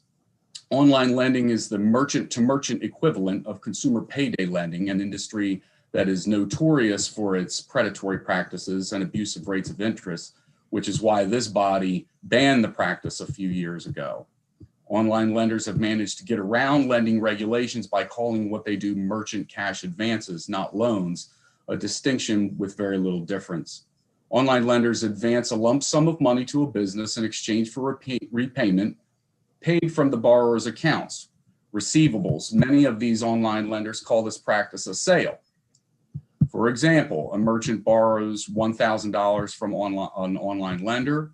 The lender sells the $1,000 to the merchant in exchange for a percent of the merchant's credit card sales. Each day, the lender takes 20% of the merchant's credit card transactions until the $1,000 is paid back, along with $400 for the seller's fee. It's not uncommon for the interest rates on these transactions to be anywhere from 100 to 400%. Because online lenders structure their financing as a sale as opposed to a loan, they could circumvent the crushing interest rates limitations placed on by the states. Online lending is so costly and draconian in the repayment obligation it imposes, it can often lead to default and insolvency. This is an industry whose business model is clearly focused on preying on vulnerable small mom and pop businesses that are desperately in need of quick financing. Problems with online lending have caught the attention of the Federal Reserve, which recently did a survey of small businesses about the subject. The survey found a laundry list of concerns ranging from aggressive sales tactics and intentionally confusing sales techniques and websites with well-hidden fine print that exposes the borrower to abusive interest rates and opportunities for the lender to seize assets if the business's sales don't cover the repayment plan. Let me just say this. I want you to look at some of the inconsistencies for the versus the in the opposition's testimony versus the consistencies in the proponent testimony. You know, if you look at innovative lending performance testimony in opposition, they talk about updated smart box metrics, which include APR equivalent for products like merchant cash advances. Then when you look at rapid finance, they talk about there's no guidance or language applying to APR to commercial financing. to sales-based transactions. When you look at innovative lending, talks about following the 2000, this is paragraph 4 or 5 of their testimony. It says, unless businesses were seeking more than 1 million in financing, banks were not providing the financing small businesses needed. Speaking directly about the 2008 crash. Well, that's probably because local and state banks, which are heavily federally regulated, it would, they would be providing these loans and it would be too aggressive for them. And let me get to that. It says right here in Rapid Finance's third paragraph, line 2 of their testimony, there is no personal guarantee required of the business owner because there are no personal guarantees. The risk is placed on the funder. Translation, highly aggressive, high interest rates. When you look at ETA's testimony, they talk about may. We all know the difference between may and shall. And there's some other things in these testimonies that, as I'm sure as you pour through, you'll have plenty of questions for. For example, it says ineffective regulatory enforcement occurs when regulations only apply to a subset of an industry and not the industry as a whole. We're concerned that the proposed regulation suffers from this problem and we would like time to address the issue. Well, this is year 2. We have had time, and this would be statewide and under careful consideration from the subcommittee and the committee, so it would apply to the industry as a whole in Maryland. And with that, I would ask you to look closely at the inconsistencies in the unfavorable testimonies and the consistencies in the favorable testimonies. And with that, I ask for a favorable report. Thank you, colleagues. All right, questions for Delegate Howard, Delegate Crosby. Thank you, Madam Chair. Hey, Delegate Howard, I believe this is the bill last year you had. It is. 1478 was the bill number last year. Right. And then, so last year was a ban. This is regulating it, correct? Yep. So is it now all commercial lending are they all gonna under the same standard? Is it gonna become one standard across the commercial lending or just rapid finance? No, I'm not trying to target rapid finance. I mean, I'm not trying to single anybody out. I'm trying to create a regulatory structure for any of the loan lending mechanisms that fall under this language. Okay. Yeah, I mean, if we single them out because they're. Yeah, no, I'm not trying to do that. I'm not, they're just their testimonies here in front of me. I'm not trying to, beat them up personally. They may be a great company. I don't know. You know what I mean? But they might not be. I don't know. Okay. But I'm not trying to single them out. I guess my question is, right, is we put this policy in place. I mean, it is a form of commercial lending. Would that then apply across the board to all other commercial lenders? No, I think this would specifically speak to merchant cash advance. Okay. All right. Thank you. Mm-hmm. Delegate Queen. Thanks, Madam Chair. So I did want to kind of understand from the sponsor. So we were looking at this to ban it this year, and now you want to regulate it. Yeah, I agree that an outright ban maybe is not the way to go. But I think a regulatory scheme and a licensing scheme is, at a minimum of what we should be looking at. So some of the problems we had before with some of the issues with the banning and why I think we were looking at it was because people couldn't tell the transparency. They really couldn't tell how much they were paying from APR. Most people understand the APR. Right. So have we overcome that too? Well, you would have to ask I'm sorry, Pam. You would have to ask the opponents of the bill, because under the smart box metrics, it will include APR or APR equivalent. But according to testimony last year, there was no way to set APR. We don't have an APR.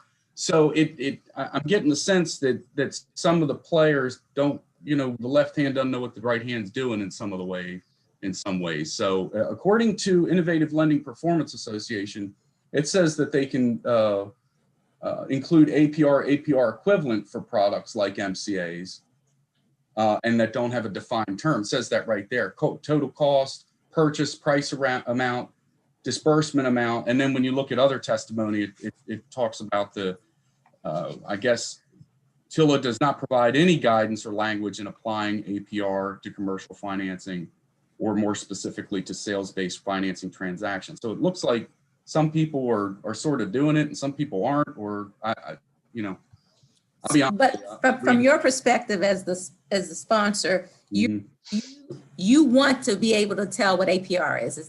That's what you're looking for? Or something equivalent. I think that people should be able to look at an interest rate and make a decision based on. Yeah, I understand it. I'm trying to understand because we went from banning to regulating, whether the regulations that are okay with you as the sponsor is what I'm asking. Yeah, well, we talked over the summer and a little bit about this with Senator Kramer and some others, and you know, yeah, I think it's appropriate to have a regulatory and licensing scheme. In this licensing scheme, I guess the CFR would do that. Are there guidelines on limits to interest rates at all that we would be looking at, or some sort of? I don't know. I'd have to look. I honestly, Pam, I don't know. I got to look that up. I mean, again, what is your desire there as the sponsor? Say the question again. Would you be? Is to cap it? Yeah, would you be interested in having some limits or capping it at some, what is your desire as the sponsor is what I'm asking. Well, I mean, part of me, it is a different industry and it is a more aggressive lending. So I understand that, and taking that into account, I also feel like there should be some type of cap, but I also feel like that this is aggressive. And I do know that there are, in some cases, not all, that there are no personal guarantees. So I have to explore that. That's a good question. I have to explore that a little bit more. Okay, thank you. Thank you, Madam Chair. Sure. Any other questions for Delegate Howard? All right, seeing none, we'll move on to Robin McKinney. Ms. McKinney? I'd seen her. Okay, there she is. Yeah, all right. just, everything catching up. Members of the Economic Matters Committee, my name is Robin McKinney. I'm the co-founder and CEO of the Cash Campaign of Maryland.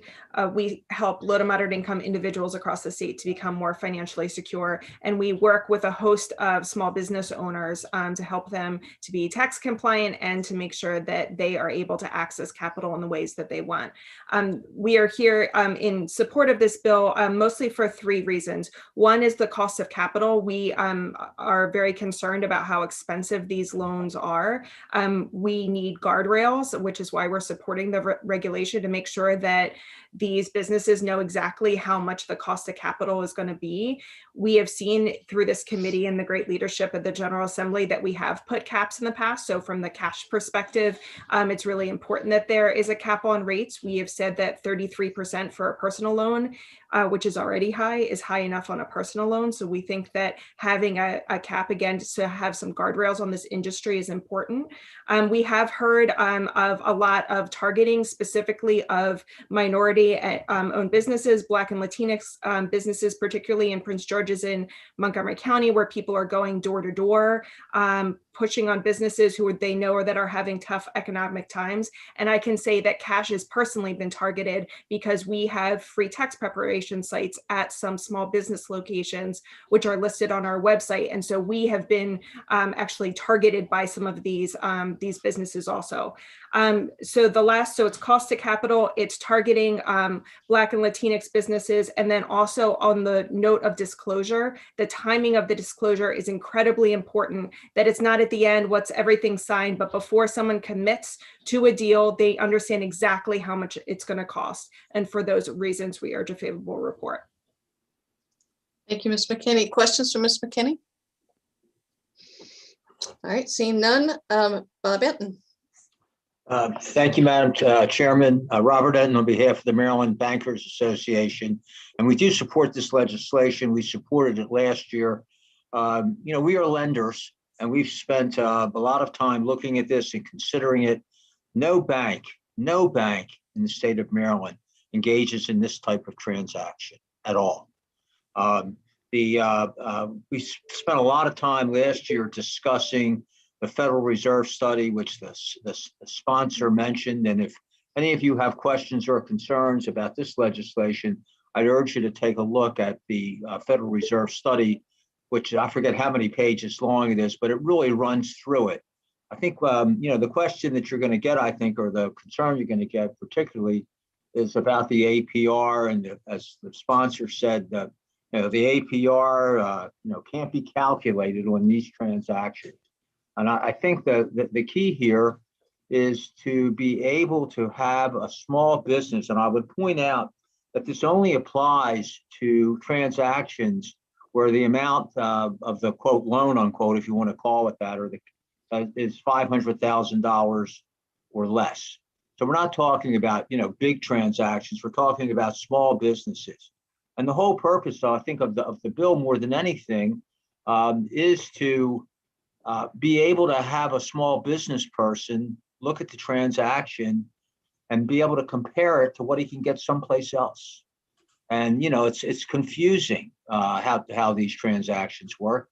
This bill calls for, I think, as much as anything, regulation. This industry is totally unregulated, and calls for disclosure so that small businesses can take a look and know what they're getting.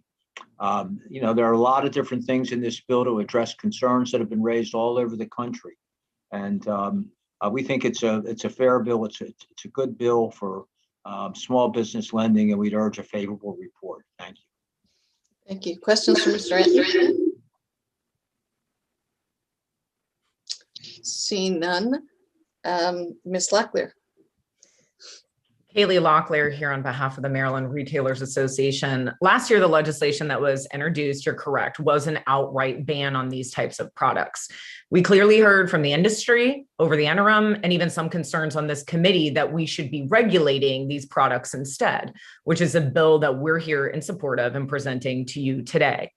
I'd again draw your attention to, and the sponsor of the bill started to talk about this a little bit, the massive reporting series Bloomberg's Business Week has released with story after story about the problems with sales-based financing companies and their predatory nature. They are now one of the most visible and well-marketed lending products, and businesses are suckered in, completely unclear about what they're getting themselves into with quick and easy cash. The sick reality is that they end up then having to pay back in upwards of 400% interest with massive upfront fees. And you heard what this bill does from the sponsor, but I want to hit on two important areas of the bill. The cap in it is incredibly important, as the interest rates these unregulated companies are getting away with is flat out criminal, and it traps a small business into a cycle of debt that they will never escape, with many having to take out another advance to try to cover the first. Banning confessions and judgment is also highly important. Before borrowers get a loan, they have to sign a statement giving up their right to defend themselves if the lender takes them to court. It's like an arbitration agreement, except the borrower always loses. Armed with a confession, the lender can, without proof, accuse borrowers of not paying and legally seize their assets before they even know it's happened. In dozens of interviews and court pleadings, borrowers described lenders who forged documents, lied about what they were owed, or fabricated defaults out of thin air. And finally, these fintech lenders are intentionally doing anything and everything they can to kill these bills. Do not be fooled. Maryland should be, along with New York and California, that have moved legislation. And I'd also mention that the FTC is stepping in as well. We urge Maryland to do the same and urge a favorable report. Thank you. Any questions for Ms. Locklear? All right, seeing none. Mindy Lehman. I believe she's testifying in another committee, Madam Chair. All right. Louis Karditz-Peck. Thank you. I'm sure I mispronounced your name. It's Louis Karditz-Peck, members of the committee. Sorry. Thank you so much for this opportunity to be here. No problem at all. So my name is Louis Karditz-Peck. I'm the Director of Public Policy at Lending Club. Lending Club is a fintech company and a bank. Over the last decade, we facilitated about $1.5 billion of financing to borrowers in Maryland.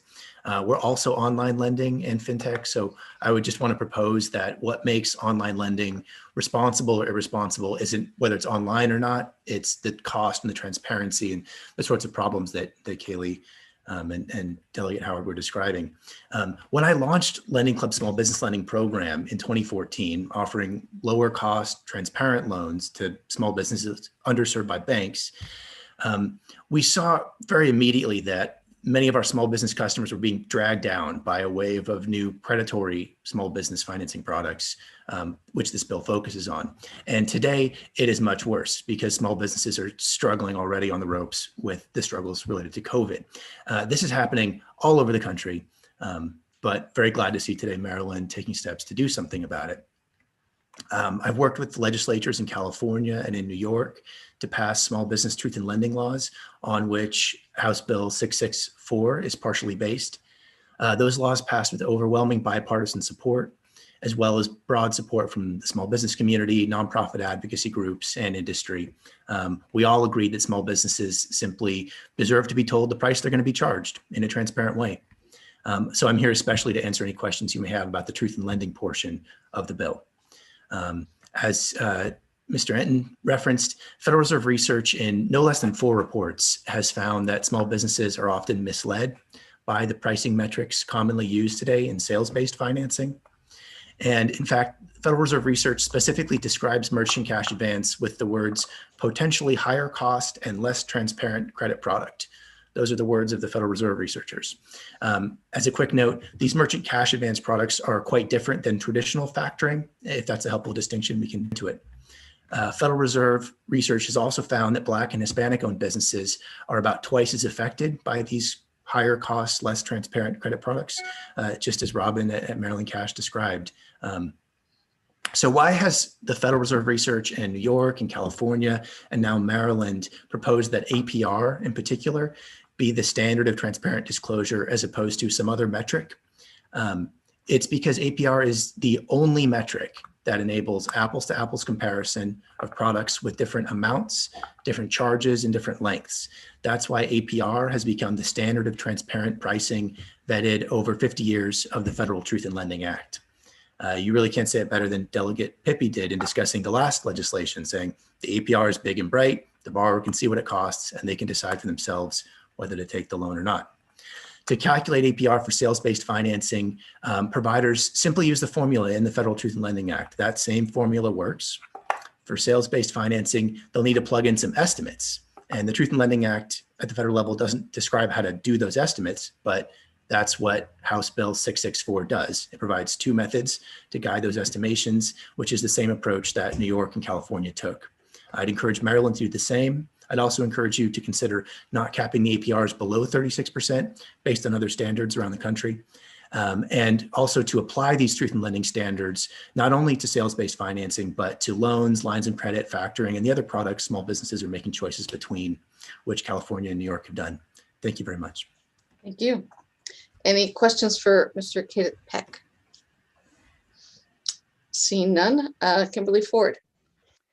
Yes, Vice Chair Dumais, members of the committee. I'm Kim Ford, Senior Vice President of Government Relations with Fiserv. Some of you know Fiserv. We acquired First Data, which was a large Maryland company as well. We have about 2,000 employees in the state. One of Fiserv's core business offerings is payment processing. So that means we sign businesses up who want to take some form of electronic payment, like a credit or debit card. And we also are a point of sale terminal manufacturer. So our product in the market is called Clover. So Clover has one of these merchant cash advance products called Clover Capital. And I just wanted to share a little bit about how that product works. But before I do that, I want to just assert to this committee that we are favorable with amendment. So we are fully supportive of the licensing regime and more disclosure, understand some of the complaints that are in the market out there. But we do have some concerns with the cap.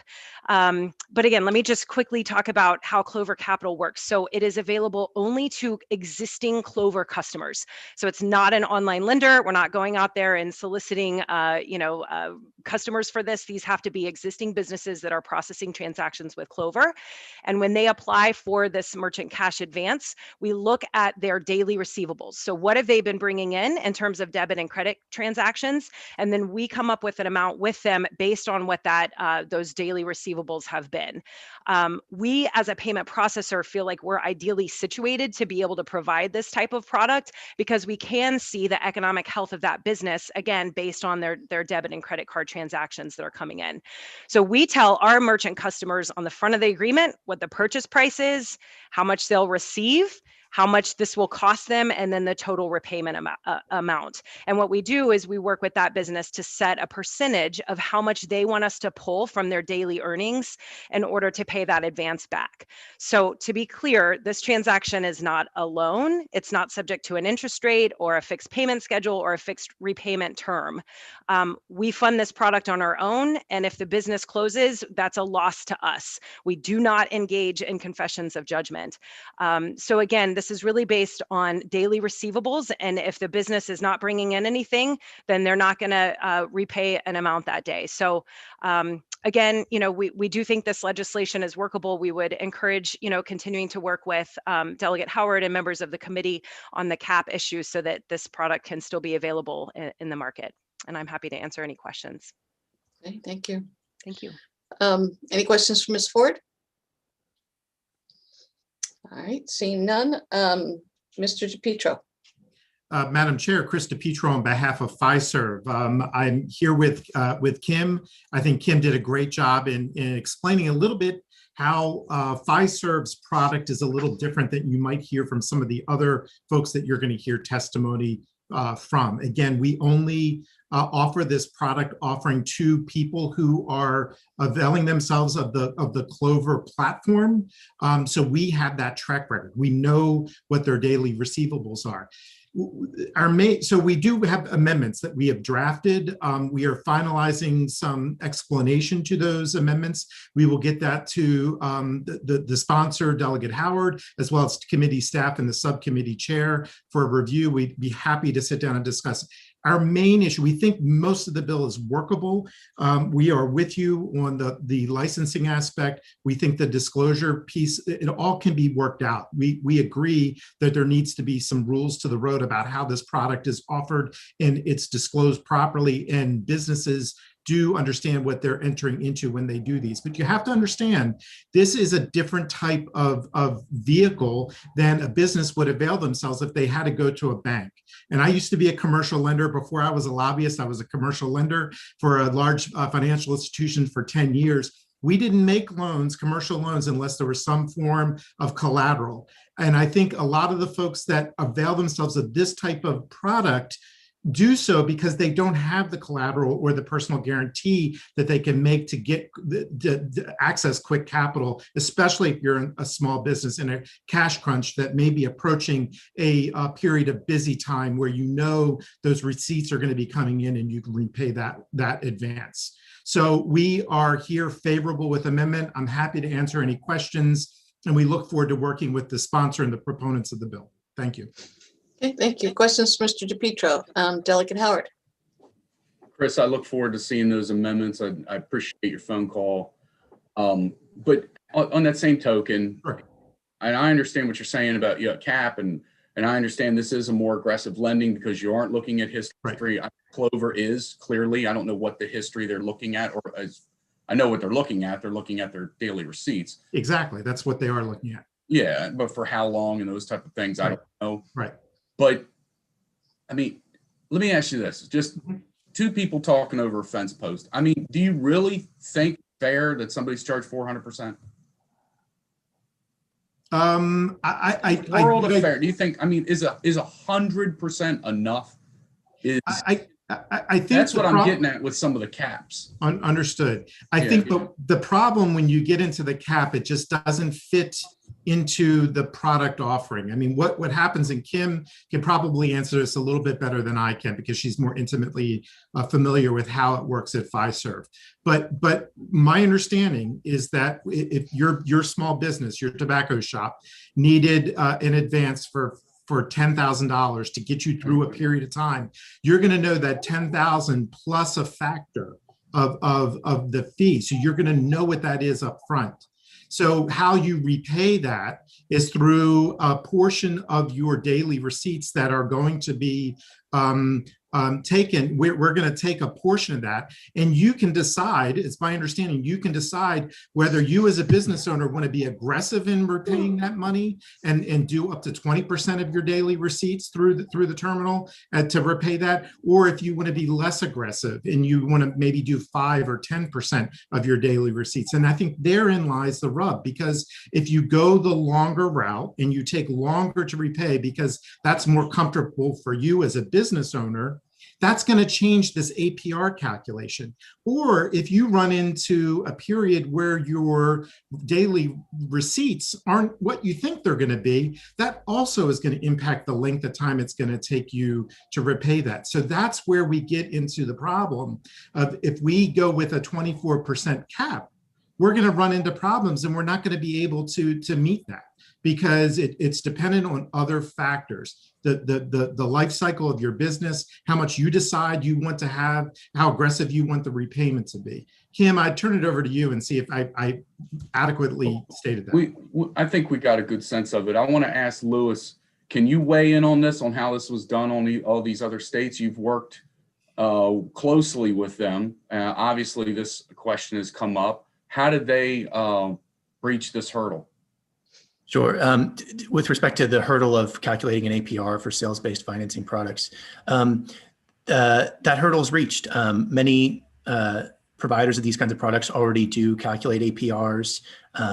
As someone referenced, it's part of the Smart Box, for example. The Truth in Lending APR formula, all you have to do to use it is just plug in how much money goes in and how much money comes out and when those things happen. And to Chris's point, when he described when a small business decides whether what portion of their sales are going to go to repayment, that just changes the numbers that you plug into the formula, and then you plug them in and you get an APR, and that allows you to make a comparison.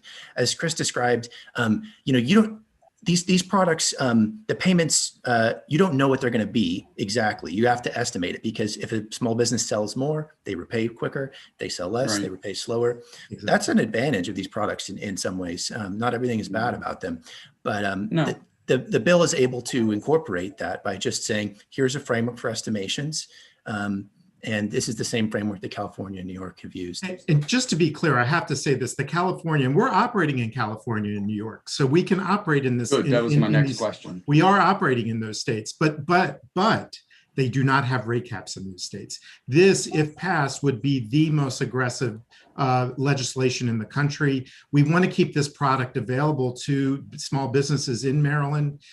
Because again, if we cannot offer this product because of the rate cap, that's going to force these small businesses to go to a traditional lending institution like Mr. Enton represents on this issue, and they may not be able to qualify because they don't have the collateral. Or they may not be able to act with the speed that these products can act with. I mean, with these products, because we have a history of what your tobacco store sales are that run through the Clover terminal, we know we can predict pretty accurately how much we're willing to advance to you. And again, Ms. Ford can give much more detail to that process. I appreciate it. I think we got a good sense of it. I'm good, Madam Vice Chair. All right, thank you. Delegate Queen. Thank you, Madam Chair. Just quickly, and maybe if you don't have details, you can get to me later. Are there significant differences between the California and the New York bill, or are they pretty much the same? You say neither one have caps, but I know they both do transparency. Anything else that may be different between the two? I would turn that over to Kim to answer. I believe, I'm not sure if California has the estimated APR or not, but I know New York does. And I think Kim might have more detail on that. Sure, Delegate. I would just say, so both of them are do have disclosure requirements. So California has not actually finalized its regulation on this. So there is some change that could still happen. And the state of New York has not yet issued regulations. So we're still trying to figure that out. So we'll have to get back to you on that. But they do provide, again, it's a disclosure, but they provide some flexibility, like Delegate Howard mentioned, where you can do essentially what's more of an estimated APR. Mm-hmm. Okay, thank you. Mm-hmm. Lewis, you worked on both those. Is that, I mean, did we miss anything? No, that's accurate. The text of 664 draws primarily on the New York bill, which basically takes the good ideas in California that didn't fit into the statute that are now being moved forward in the regulation and putting them in the statute, which is what y'all would be doing in 664. And to be completely fair, some of our amendments address is because some of those requirements of the New York, merging the New York and California together that are in the bill as introduced just don't quite work. And we are offering some amendments to clean up some of that, not to do harm to the bill, but just to clean it up and make it work more effectively. Okay. All right. Any other questions? All right, we will move on to the opposition. Patrick Siegfried.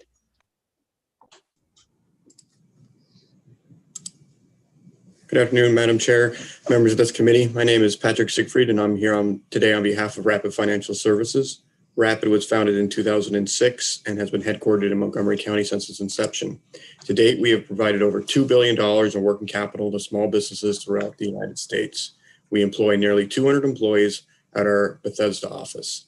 Our financing products include, but are not limited to, sales-based financing, which is a subject of 664. This type of financing allows small businesses to sell a portion of their future revenue in exchange for immediate working capital. In a sales-based financing transaction, there is no repayment term, there's no interest rate, and there are no set payment amounts. And most importantly, there's no personal guarantee required of the business owner. Because there's no personal guarantee, the risk is placed on the funder. Rapid takes the risk of the business slowing down or even failing. Last year, I testified to these benefits of sales-based financing, and unfortunately, the COVID pandemic has proven just how important they can be to small businesses. As many businesses were shut down due to COVID, those businesses with a sales-based financing product were not required to make any payments. Moreover, if these businesses had to shut their doors forever, the business owners will not be responsible for any remaining balance because there's no personal guarantee. In contrast, small business loans and line of credit products that are not regulated by this bill and would not be subject to this bill, they were required to continue to make payments on the terms of those transactions throughout COVID, and the business owners who guaranteed those transactions are going to still be obligated to ensure that the lender is repaid. Nationwide, Rapid has over 290 customers with sales-based financing accounts that experienced decreased revenue as a result of COVID. In the event that these businesses ultimately fail, Rapid would take the loss of over $9 million. However, the owners of these businesses would not owe Rapid anything. In Maryland, Rapid has 10 customers that have been severely impacted by COVID. If these businesses unfortunately do not survive the pandemic, their owners will walk away debt-free. While we oppose HB 664, we are committed to working with this committee and the sponsors to create thoughtful and comprehensive legislation to regulate commercial financing. Thank you. Any questions for Mr. Siegfried? Delegate Howard. Thanks, Madam Vice Chair. Patrick, you said that these guys walk away scot-free. You know, last year I was very upset. Last year I referenced that there's hundreds of lawsuits on your behalf filed throughout the United States. I mean, that 20 pages, and at the top of the Maryland Judiciary Case Search, it says big letters, can't fit anymore on the search. Then, I mean, these folks aren't walking away scot-free. You want to walk me through that, or? Sure, Delegate Howard. Actually, most of those accounts were actually loans, which again are not subject to the bill that you're proposing. You're right. In some instances, there were sales-based financing transactions that resulted in a judgment, but that's only because there was a default of the contractual provisions regarding the guarantee as to the performance of the contract, not the repayment, but that the merchant would continue to process their credit cards as they were doing prior to being funded. And because of some instance, sometimes where they are adding an additional credit card processing terminal in order to avoid sending Rapid any portion of the transaction. In those instances, that's when the performance guarantee of the business owner comes into play. But again, there is no personal guarantee of the business owner that they ensure that the MCA or sales-based financing transaction is repaid. There would be a personal guarantee based on the outcome of the court case, correct? No. I mean, so the judge wouldn't award you any financial monetary damages? Not as to the guarantor. Again, if there was no violation of the covenant to continue to operate their business as they had been operating it, there would be no liability for the business owner. And again, that's exactly what happened in COVID. Again, 293 customers throughout the country. If they ultimately fail, if we were to sue them in court, we would not legally be allowed to get a judgment against them. Because again, that's the way this transaction works. Thank you. Any other questions for Mr. Siegfried? Seeing none, we will move on to Chris Grimm. Hi, members of the committee. My name is Chris Grimm on behalf of the Innovative Lending Platform Association. Appreciate the opportunity to testify today. While we do support a lot of what's in this bill, particularly the disclosure portion, unfortunately, we do have to oppose because of the rate cap. ILPA believes very strongly in disclosure. We created the Smart Box in 2016 to give small business financing providers an easy way to provide key disclosure metrics to their potential customers. We worked very, very closely with Lewis and Lending Club and the Responsible Business Lending Coalition on the legislation in New York. We worked very hard over 2 years to get that bill passed. We feel it is the gold standard in regulating small business financing. And believe very, very strongly that disclosure is the best way to regulate this industry. We testified last year in opposition because that bill would have banned these products for Maryland small businesses. Putting an arbitrary rate cap has the same impact. You are essentially going to ban the product because it is not economically feasible to offer these products under that arbitrary ban, or they'll only be available to the businesses that have the collateral or the credit history or the banking relationship to take advantage of them. And there are other financing options for those businesses. So we support disclosure. We think it's very, very important. We supported New York's law from start all the way through to the finish. We are opposed to rate caps. It ends up taking away a valuable choice for Maryland small businesses. Our members offer these products as well as traditional term loans, lines of credit, factoring. So our members run sort of the full gamut of products in this space. But again, rate caps are essentially a ban, and we have to oppose this bill because of that, but would love to work on a solution that brings greater disclosure and transparency for Maryland small businesses. Thank you, Mr. Grimm. Any questions for Mr. Grimm? Delegate Howard.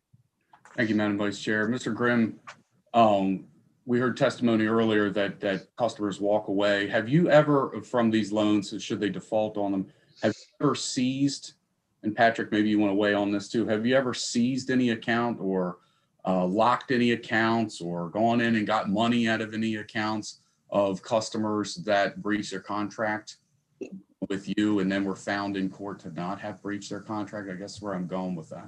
I don't believe so, but I can check. Some of our members, right, we have a dozen members, all with different business models.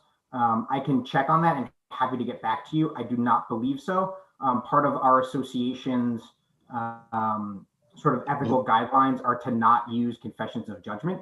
And so I do not believe so, but I will double check.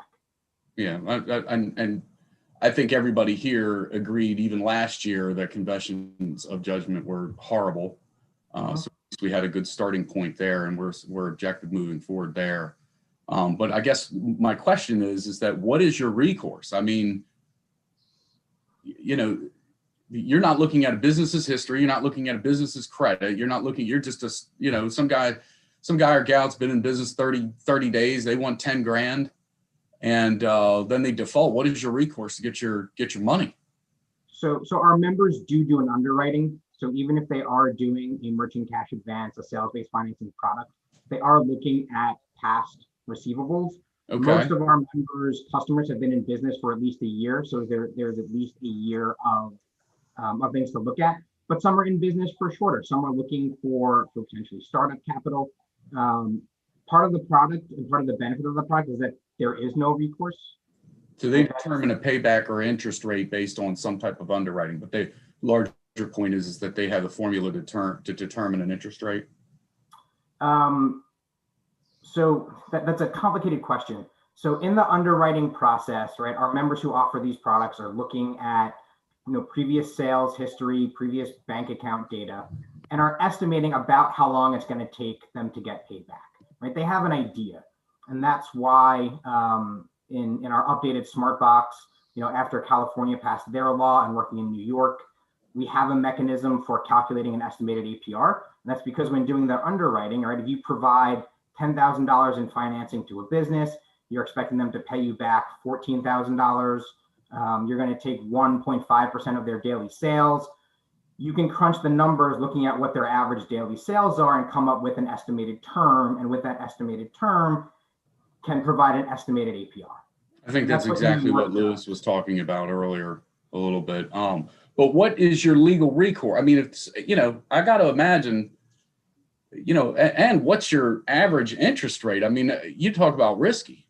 And I know that there's some underwriting that goes into this, but, new businesses, everybody fancies themselves a business owner until it's time to really do it. It's tough. What is your legal recourse as far as regaining funds lent? So the legal recourse is breach of contract, right? A sales-based financing is a contract. The small business is agreeing to pay a percentage of their daily or weekly sales to the provider. If they are no longer providing those daily or weekly sales, they are in breach of contract. So it is not a traditional loan. How many loans do you have that fail? So across our entire membership, I believe the number is 4 to 6%. I don't remember off the top of my head, but I can find that out and get that to you as well. Yeah, I'd like to see that because I'm just trying to get a sense of what the business model is. I mean, there's no legal recourse. We can't go in and get the money, but we loan all this money out. I can't see.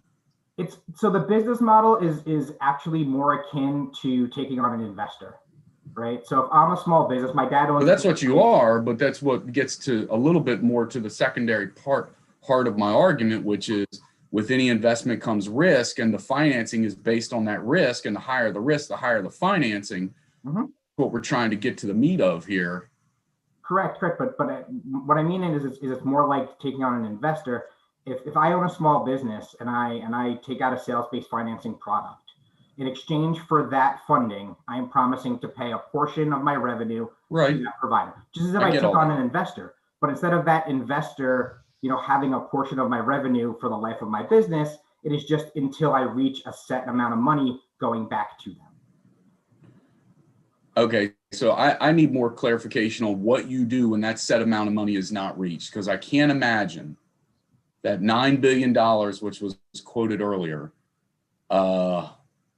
just sort of like if people default on that, just sort of we shrug our shoulders, and I can't imagine that that's the case. So I don't want to take up any more of the committee's time. I think some other testimony to get to, Madam Vice Chair. So thank you.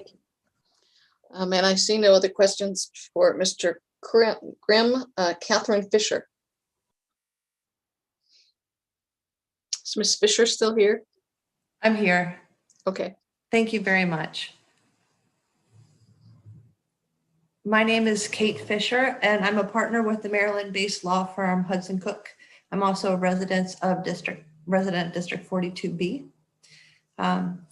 And I'm here today representing the Commercial Finance Coalition, a group of responsible finance companies that provide capital to small and medium-sized businesses through innovative methods. The Commercial Finance Coalition supports disclosures and licensing and the ban on confessions of judgment. The Commercial Finance Coalition does not support and opposes an APR disclosure and an APR cap. There are 4 points I would like to make, and then I'd like to briefly address 2 of the comments that have been made so far. First, a sales-based financing transaction is not a loan. It is a form of factoring, which is a sale transaction that is regulated under the Uniform Commercial Code. Second, Because a sales-based financing transaction is not a loan, the requirement to disclose an estimated APR will result in a misleading disclosure because it will be wrong. APR is short for annual percentage rate and is a requirement of the Federal Truth in Lending Act for consumer credit transactions. We're all familiar with the term APR because we see it disclosed anytime we finance the purchase of a car or look at our credit card statements. But an APR calculation is highly technical and complicated. And I want to share my, is it possible for me to share my screen? I was going to show the, I don't think we have that capability. Okay. Well, let me hold it up, but it won't be as helpful. If you can see, this is the formula. You don't have anything in the window. Oh, really? Yeah, all right, now you do, but okay. Initially all we saw was blank paper. Okay, can you see this? This is we can see how complicated that looks, yes. Thank you. I'd hope to show you that the complicated math formula. And this APR calculation takes information such as interest rate, the required payment schedule, and the loan term, and creates the APR disclosure. In a sales-based financing transaction, there's no interest rate, there's no required payment schedule or loan term. As a result, the APR disclosure will be made up of guesses that will be run through that equation I showed you. This will not result in a helpful disclosure for business owners. Third, requiring financing providers to give a disclosure that they know will be wrong creates significant litigation risk. The result will be that many providers of financing for small businesses will stop doing business in Maryland, and an APR cap will have the same result. Finally, small business finance is complicated. Last fall, the Office of the Commissioner of Financial Regulation formed a work group to gather information and address this issue. Unfortunately, the work group was disbanded after only one meeting, and little input opportunity was available to industry. Rather than push to implement legislation on a complicated issue that will result in limiting access to capital for Maryland small businesses, we ask that the Commissioner of Financial Regulation be authorized to reform the work group and conduct a study to provide guidance on meaningful legislation. And then just quickly, 2 points. I'd like to briefly address. You are over time, so very quickly. Thank you. The Federal Reserve study mentioned by a couple of folks. This study is called Browsing to Borrow, and it looks at the need for disclosure in small business finance, which we agree with. It did not say that APR is the most important disclosure. Rather, it said broadly that disclosures are needed. In addition, a question about New York and California. No state has yet figured out how to apply an APR to a sales-based financing product. California's legislation requires an annual rate, but not APR. The regulator has spent several years working through how that might be disclosed. The New York legislation does require an APR, but we have not seen how the regulator will implement this. So as of yet, no state has done this. And thank you so much for the time. Okay. Any questions for Ms. Fisher? Delegate Howard. It's just a suggestion. I mean, he said that they can't do an APR. We've already heard testimony from a couple businesses here today that they are, even in their underwriting formula. I would call them and get with them on that, because it seems like some members of the community are already doing it. Well, I disagree, I mean, at least respectfully, Delegate Howard, because they are disclosing an estimated calculation. However, that is— That's what we're talking about. We're talking about an estimate. That's right, but it will be wrong when it's disclosed to a small business owner. The calculation will not be a true reflection of the cost of capital. That was my point. Well, they're already doing it though. So they're already disclosing wrong rates. Is that your testimony? So is the people that have talked about already doing this, or better yet, take it one step further, the people that are doing this as far as underwriting concern are wrong? I don't believe that they're calculating an APR during underwriting. They're calculating some of the other metrics. As far as disclosing an APR, it is a very technical calculation, and it's a little bit garbage in, garbage out. When you are making guesses about what the payments will be, what the loan term will be, transaction without these types of requirements, you're not going to get a good disclosure. There are other better, more helpful disclosures. Okay, thank you. See, Delegate Rogers, you had your hand up. Yes, Madam Chair, but I think Delegate Howard got my quote today. Okay. He's got them all. All right. Thank you. I see no further questions from Ms. Fisher, and we'll move to Stephen Dennis. Stephen Dennis still here? Yep, I'm here. Sorry. Okay. My name is Steve Dennis. I'm the Executive Director of the Small Business Finance Association. First, I want to thank this committee for your leadership in the response to this pandemic.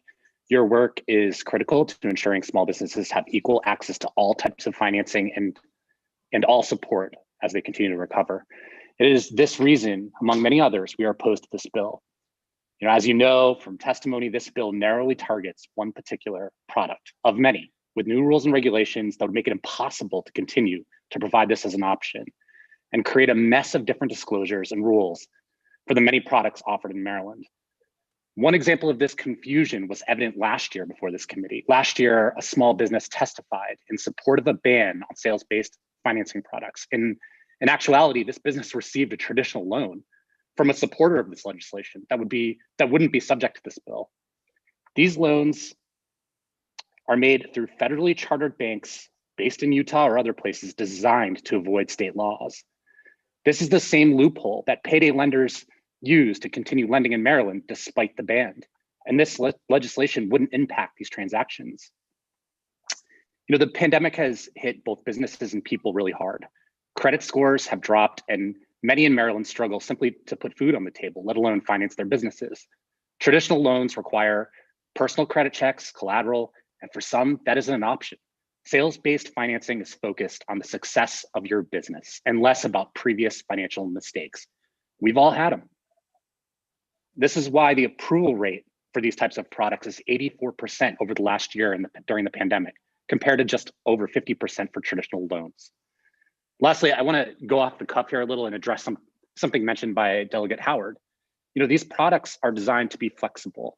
The terms change and don't accurately reflect the cost. APR can be misleading because it isn't an interest rate. It's a measure of the time value of money. Term is extremely important. Delegate Howard, as an example, if we were to go to lunch, which I hope we do someday, and I bought you lunch for $9, and a month later I saw you and you gave me $10 to repay, simple enough, you paid me back $1 extra. That's roughly 10%. After a month on the loan on that loan, that would be almost a 250% APR. If you didn't see me for about a year, next year when we're at this hearing again, and you gave me $10 back for that lunch I bought you, that APR would be only 21%. With respect to our industry opponents on this bill, we firmly support disclosure. We wrote the bill to ban COJs in New York. We worked with Senator Glazer in California to help draft a majority of the bill that passed. We support meaningful disclosure that applies to all products equally. Thank you for your time, guys. Thank you for your testimony. Questions for Mr. Dennis? Seeing none, we will go to our last witness, Alexis Shapiro. Yes, good afternoon. My name is Alexis Shapiro, and I'm the General Counsel at Forward Financing. We are also a member of the SBFA. We're a fintech company that has provided nearly $1 billion in working capital to 26,000 small businesses across the country. In Maryland, we've funded over 450 small businesses totaling more than $21 million in financing. We provide our small business customers with what 664 refers to as sales-based financing. Our product is one through which customers receive quick upfront capital, and in exchange, they pay us a percentage, typically 10% of their gross receipts over time until the amount purchased is remitted in full. Because we are only entitled to 10% of daily revenues, if our customers' revenues decrease, so too do their required daily or weekly payments to us. Unlike with a loan, there are no fixed payments. The unique structure of sales-based financing has proven critical to a large percentage of our customers throughout the COVID-19 pandemic. For example, in March 2020, Forward Financing funded an Annapolis-based home remodeling company, RAM Construction. Just days after this funding, the country shut down due to COVID, and RAM was no longer able to get into people's homes to work on their projects. Pursuant to our funding contract, Ford Financing paused all payments due from RAM and kept that pause in place until May 2020, when RAM was finally able to restart work on some of their projects. Because RAM's ramp up was slow, however, Ford Financing worked with them to arrange payment terms consistent with their now decreased revenue flow. Sam Alrub, the owner of RAM, stated, and this is on our website, if you are a business owner, you cannot go through hurdles and wait weeks to get capital. We needed money for materials and payroll, and since we have to hit certain benchmarks of a project before we get paid, we needed money to bridge the gap. He described COVID as a scary time and said he was grateful for the flexible financing product that allowed his company a break in payments when they needed it. Mr. Alrub has renewed with us 4 times. In conclusion, Ford Financing opposes HB 6064 as written. The complexity of the bill, including its rate cap and other provisions, will simply make it impossible for us to comply and thus force us to tell customers like RAM Construction that we can no longer help them. That said, we do support efforts to improve transparency and promote good behavior in the alternative financing industry, and would look forward to working with the committee to that end. Thank you. Thank you. Delegate Howard. Thank you, Madam Vice Chair. How will it be impossible to comply in other states? You said you're doing $1 billion throughout the country. I got to think, as just, having served my college term at Marine Corps, that nobody's just going to walk away from $1 billion, not including interest. They're going to find a way to make it work. And evidently, California and New York are doing just that. So, I mean, you say you oppose the bill, but largely what we're trying to establish is a regulatory structure. So you're outright opposing a regulatory structure and disclosures. I mean, that's what I'm hearing. So, I mean, that's what you said. We oppose the bill. A lot of people here have talked about, caps and these type of things and how some of those things would negatively affect them. And that's a discussion that's going to be had, I would imagine, for all sides moving forward.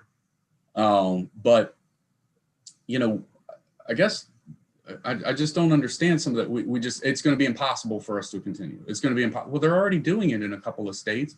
And you just talked about yourself about $1 billion loaned out.